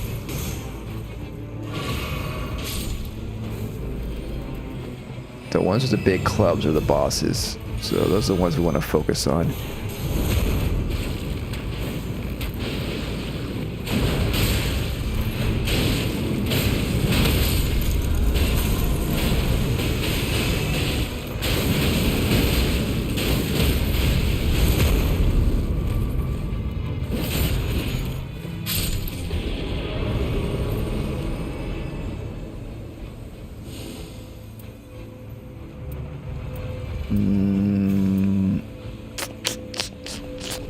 I do like this, but we have a bunch of other good stuff. We're gonna get damage negation. I feel like I always default to katana or dagger for Duchess, which is always good for her, but maybe we should try just using this. Have a little bit of fun. Get a little bit of that Revenant aesthetic going. With that flowery skull.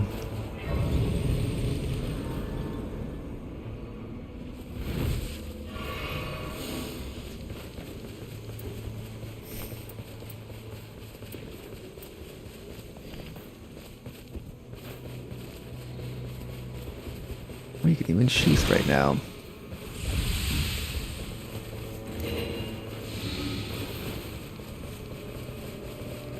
Oh, we should have some of those, at least eat them, because they're gonna do poison the boss.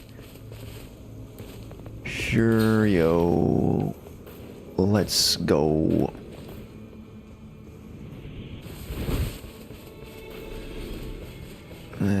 What's the best route? Maybe around this way.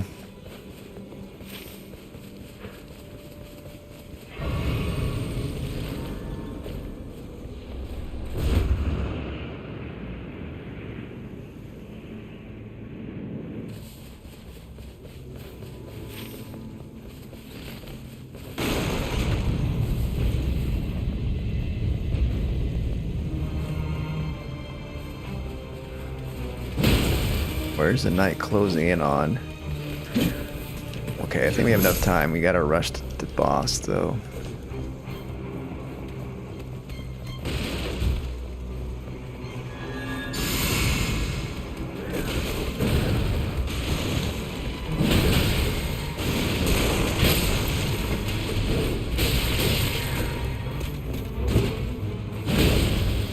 You know what I like doing? Turning this skull into a fire skull. Like so. You can pick up things from the ground real quick. I'm holding triangle, then up. Without having to put it in your inventory. I don't want any of this stuff. But we'll get the passive. Oops.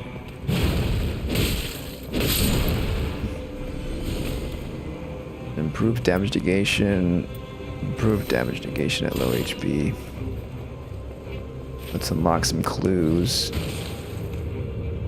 Maybe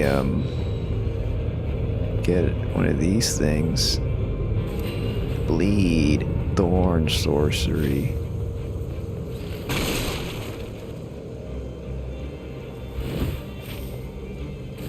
And we're off. I like to click on my markers that I'm not using anymore, because that can confuse people if your old marker is still up. I don't think there's an option to just get rid of all your markers with a click.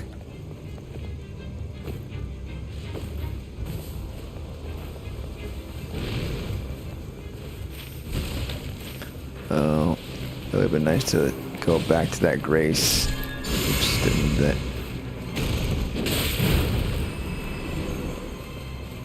Oh well.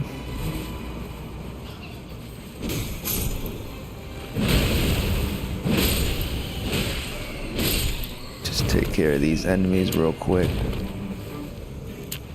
Wait, does this ore ride the other one? Maybe. What do you got here? Kindred poison. Someone should have poison. No one gonna take it? They took it, right? We're gonna do poison at the boss, right?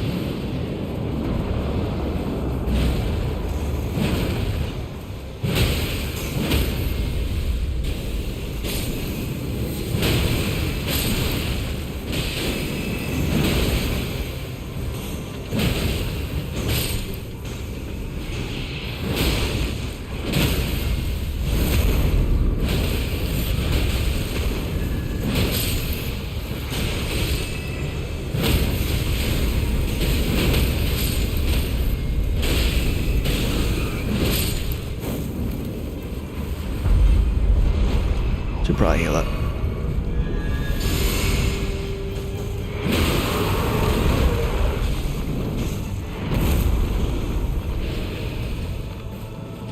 Maybe we'll do some magic.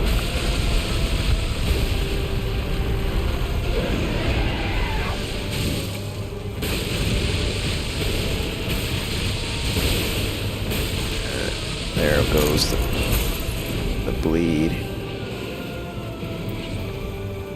Oh, we can't use this yet. Did not dodge that right.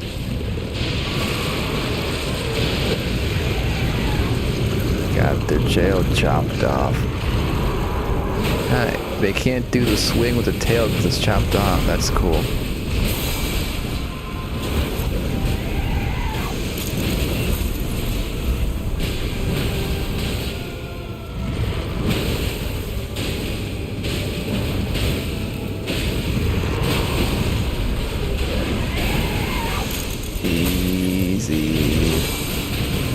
This might be the easiest of the bosses. Uh-oh, they got... both of them got grabbed? No way. Just as I say, they were the easiest.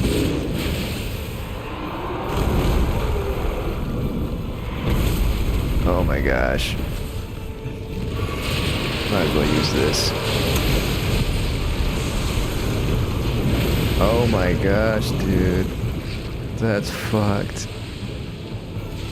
I can't get in there. Okay. The invisibility helped.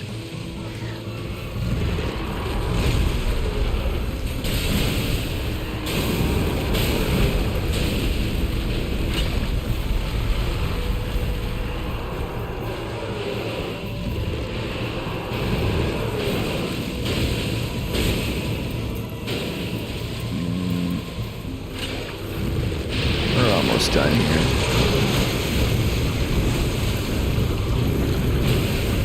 Shouldn't this hurt more hitting it in the wound?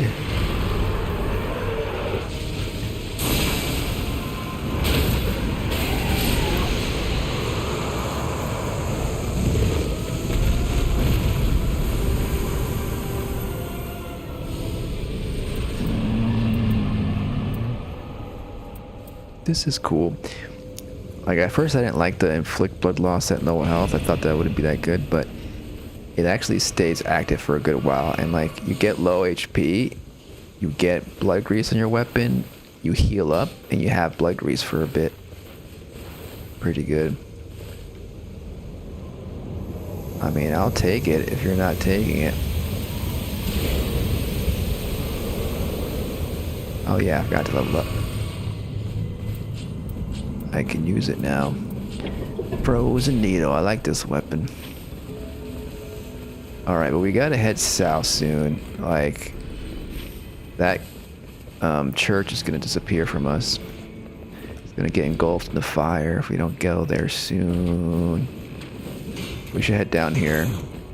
There's no point of wasting time with those up there. This is cool because I can do this. Oh yeah. Perfect for this Duchess character.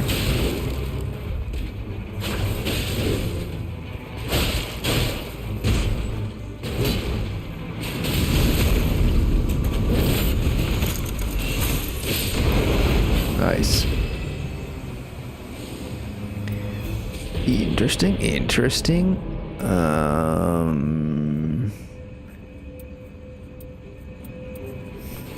Maybe a Stitcher.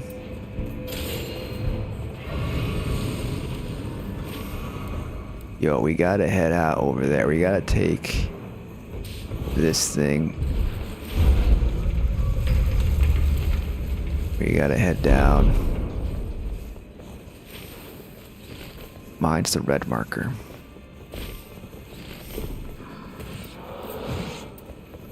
No one has poison, do they? I mean, I got rot. I think maybe rot would be good. Or the gaping jaw.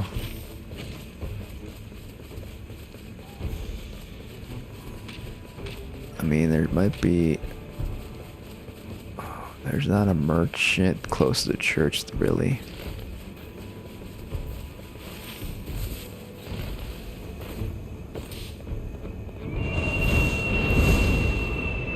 Okay, we want to go over here, though. There's a merchant here.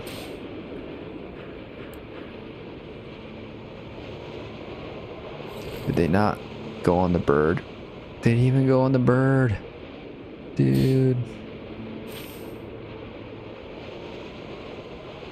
We're separated.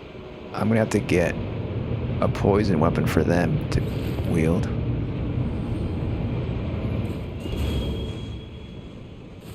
This merchant, I think, has the better stuff. This icon here. Yep. Oh, okay, they do have... Okay, they got this. Nice. Nice.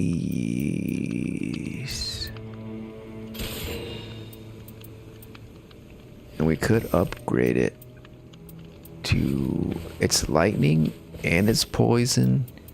What? Oh, we don't have enough runes for that. We need to get some more runes to upgrade it.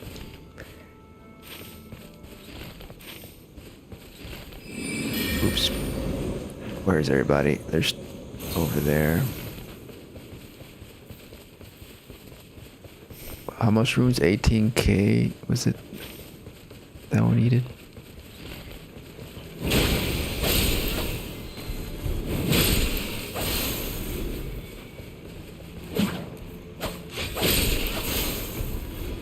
I don't think we'll get enough.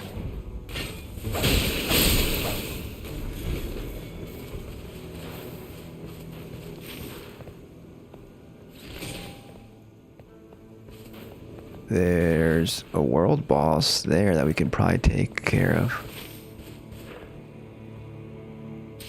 after we go to the church here.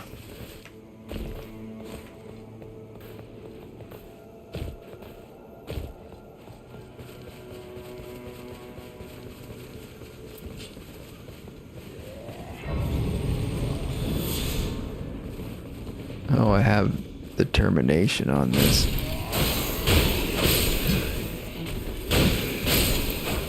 That might be enough to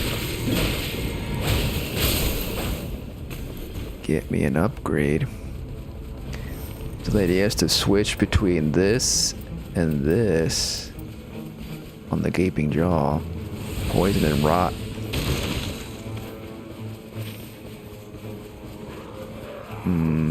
I'm gonna go back here again.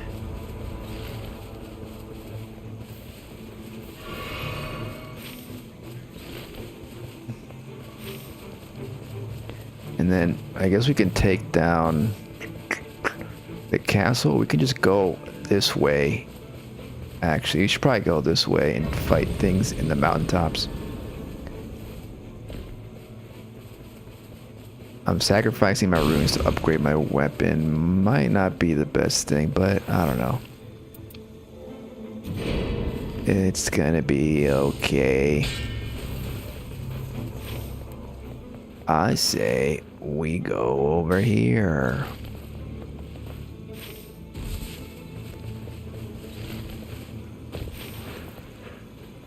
I say we take this.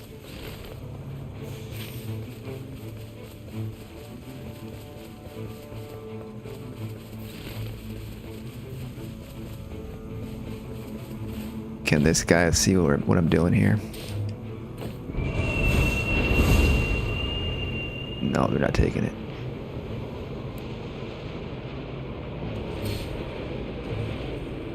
No, let's go to the mountaintop. The thing is that's gonna close eventually, and then by the time we're done with the castle, we'll get engulfed. Otherwise, you know, or we could just go on the mountain and progress to the center area where eventually it's gonna close around in the mountaintop somewhere.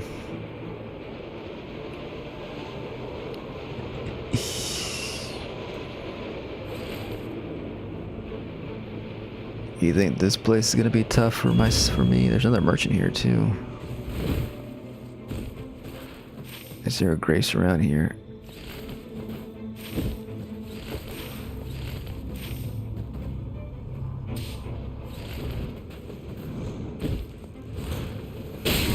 What is that? I heard something moving about. It was the archer.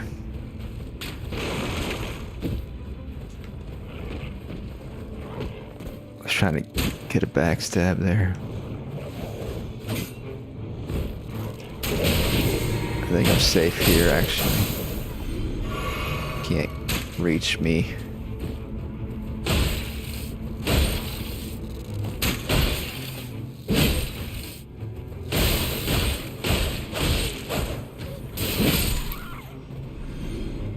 That scream is brutal. I think usually up here is where the bosses are at.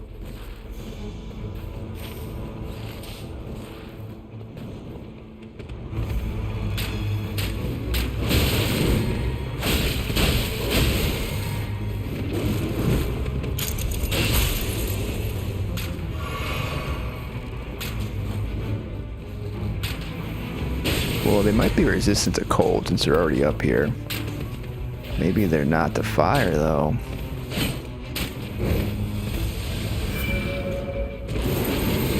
That was a fun little dodge.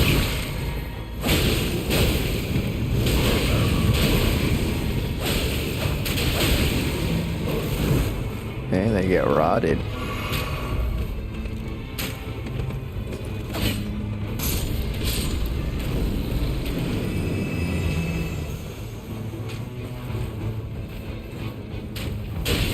Wow, jeez. Hiding behind the corner over there.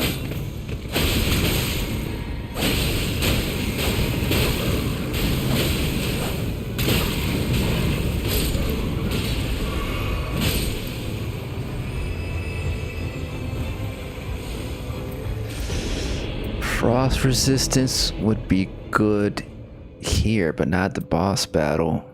I don't know. I don't know if any of this is any good. Improved fire damage could be good for my weapon. I mean, this would be good for right now because we're gonna do more stuff here. We could fight this boss. Shit, do we not? We don't have enough runes to level up yet.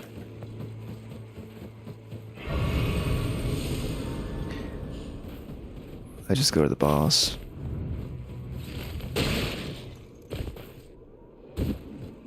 Time is running out. I can sense the circle closing in a second. What's this?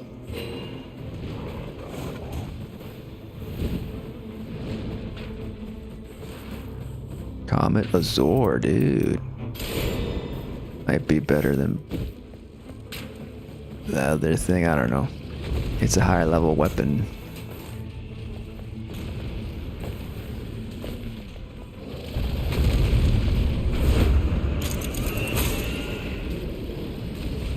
Plunge attack!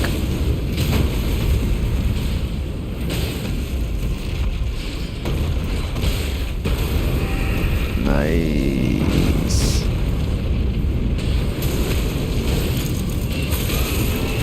This track is always easy, I feel like. And a legendary. Animalania. Oh, there's a wolf.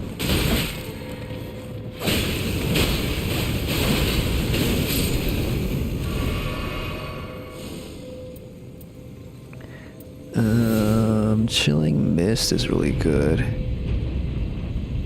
This is cool, but I don't know if it's gonna be that great. We can replace this.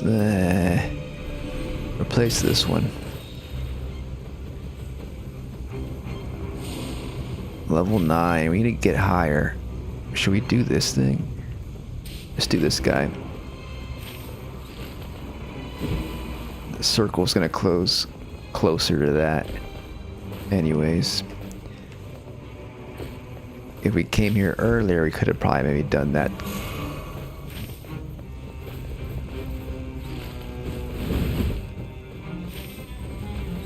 Another plunge attack. Oh, I thought I could. Thought I had it there. Hee, that's fun.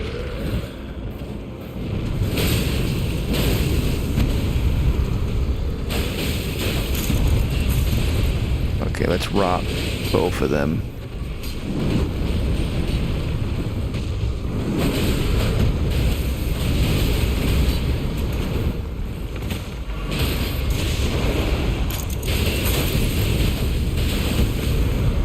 Messing up my dodging here.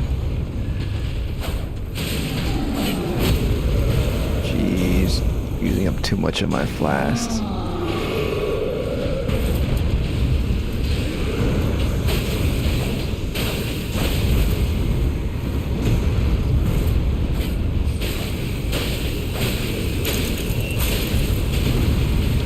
I'm dodging into the foot now. But they should give us a grace. Oh, I thought I could dodge that by jumping.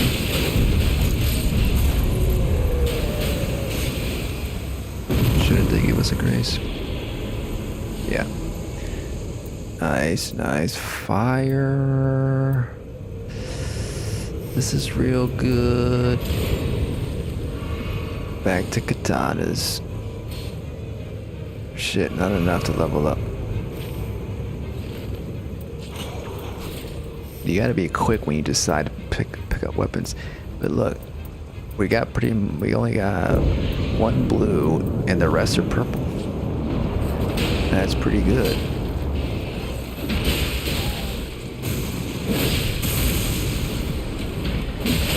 Actually, this one we have lightning. So we have yellow lightning and blue lightning.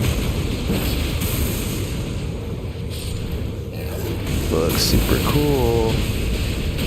Look at that.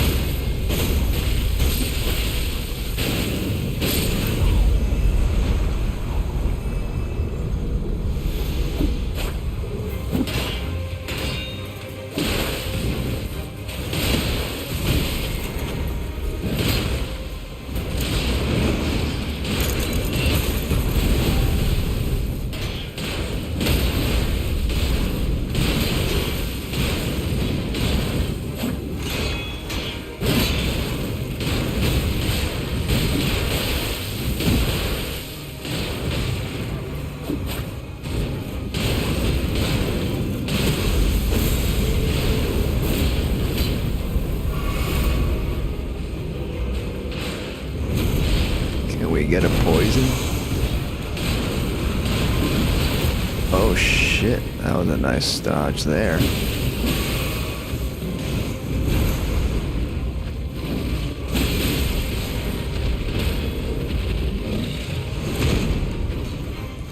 I gotta distract the hippo. They got the Crucible Knight.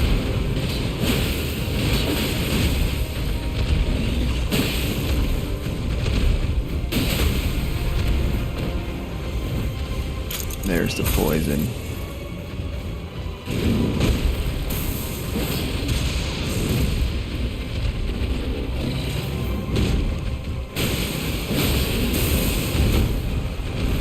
Frost would be helpful. Oops.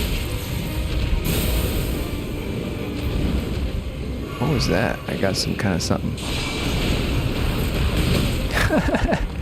Hey. Grappled right into their mouth there.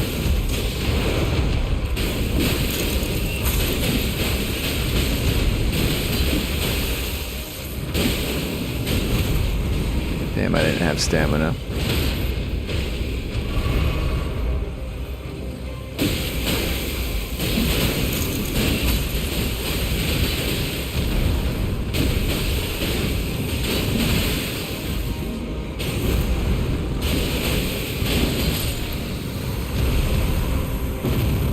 Nice, nice.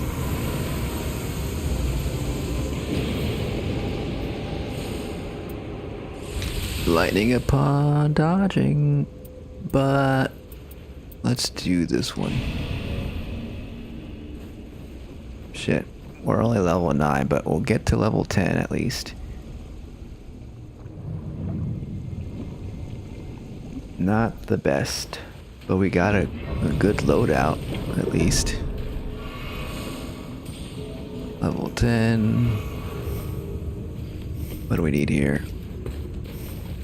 Should we grab Starlight Shards to do Comet Azor? We could grab a bunch of stuff. Oh, I was thinking maybe one of these things actually.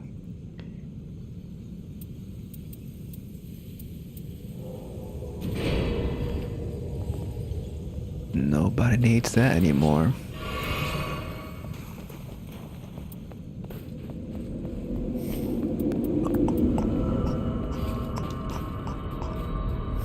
So with this, we probably shouldn't. We take this and then not heal, because then it automatically heals.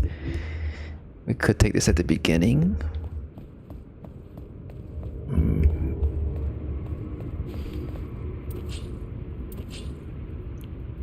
We could also take it. Oh, fuck me. I didn't even do that. It's gonna last a bit though. I was thinking of doing that before doing Comet Azor.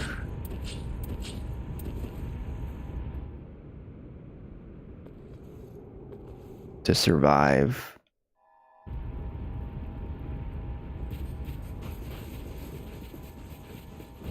While I'm in the middle of the animation.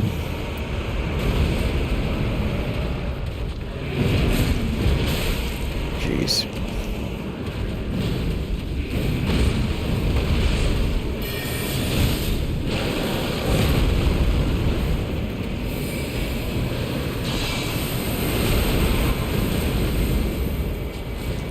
That's something. Okay, let's head back to poison. Oh shit, they're already down.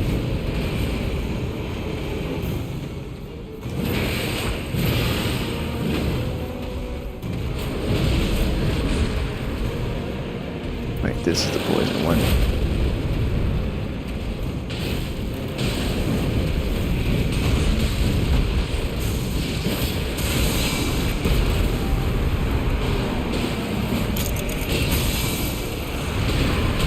Maybe we should only poison when... No, wait, I think we'll poison first. Poison and then we'll rock.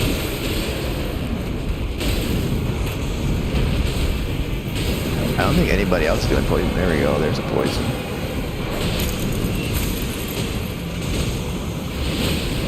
Oh, they're spitting out the poison. So we gotta poison again, but look, they're already rotted.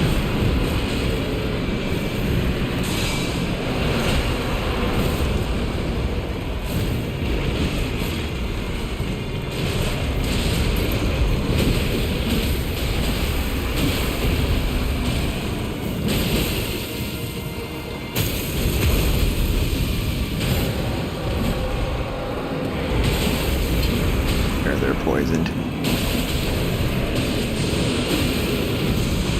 I'm gonna keep poisoning them because they keep spitting it out. Damn, I barely dodged that. Uh-oh.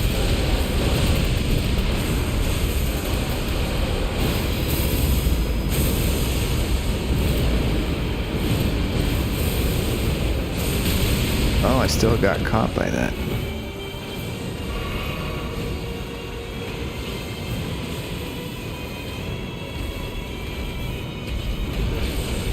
Maybe we'll go for Rot first because he takes away the poison real quick by spitting out his puke.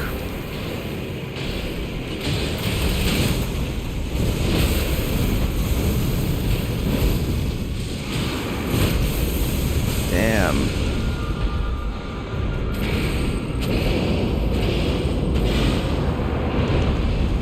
What are you doing now?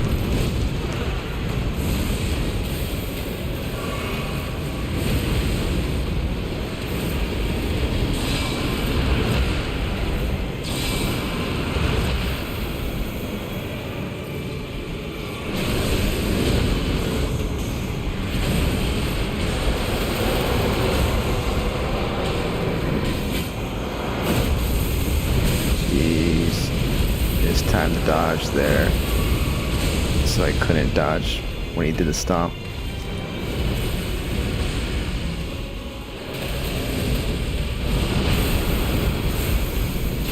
Hard to catch up. That's nice.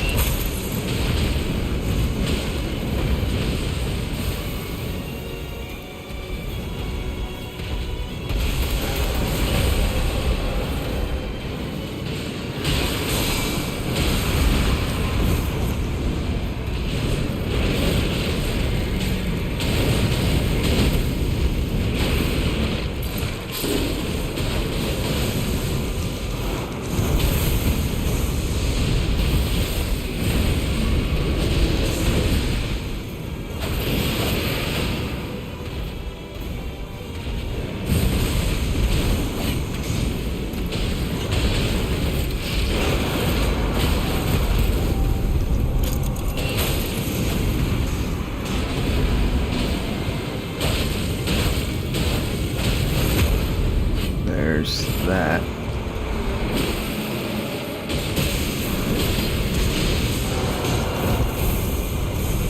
Dodge it that time.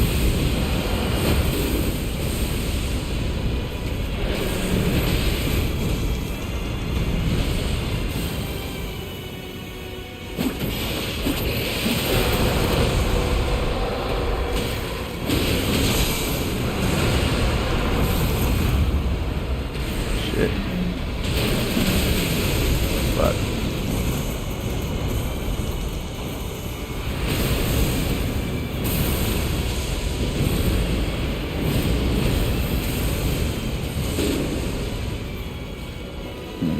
Gonna do my ult.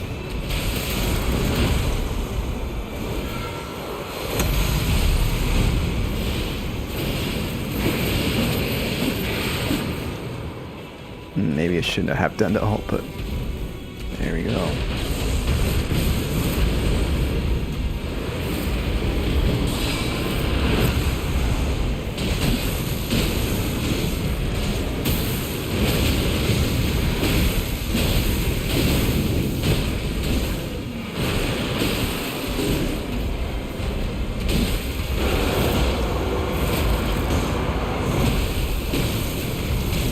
Trying to get the other boys in there. I'm not gonna revive them. Oh, they kind of have it.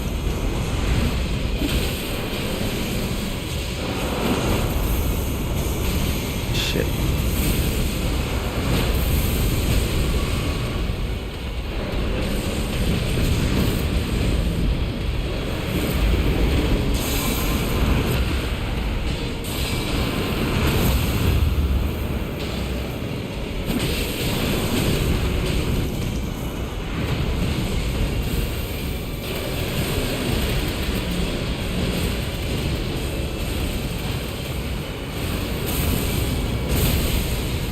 Yep. Oh, fuck.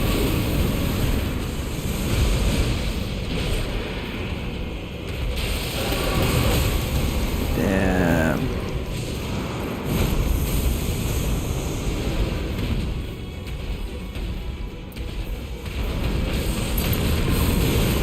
Shit. That animation of dropping the stone really screwed me there. I was hoping to dodge it and stand my ground. They keep getting munched on.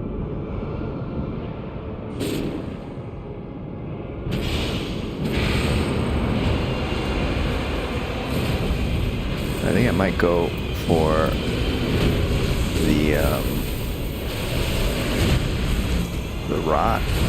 Might be my best choice here.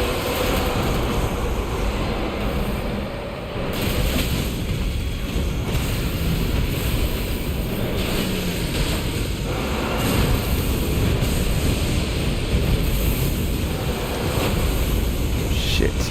Well, GG's. Not bad. That wasn't a bad run. Almost had it there. That's the thing. You gotta sometimes rely on your buddies, your crew. Alright. Well, that's gonna do it for now, though. I got to get going. But yeah, we wrapped up pretty much the storyline for the main quest and some remembrances with their favorite characters via a clip show. This was the Nightreign clip show, and then we did a one round. We'll see if we'll come back for another stream sometime soon. If not, I'll definitely be back for the DLC and maybe even for some updates, because they have been teasing that they're gonna do maybe some more regular updates. So this could be like a monthly thing where we do some Nightreign streams. Could be a thing. They're gonna do like a special boss mode or something, like an enhanced boss update. I don't know what that means. I'm hoping for more cool skins and just better matchmaking would be good for remembrances and stuff like that for the quest. And like a cool mode where we can just explore the Night City. The Noxtella City? What's it? What the new name for the new city? That'd be neat. Anyways, I gotta go. So I'll see you next time. Bye bye.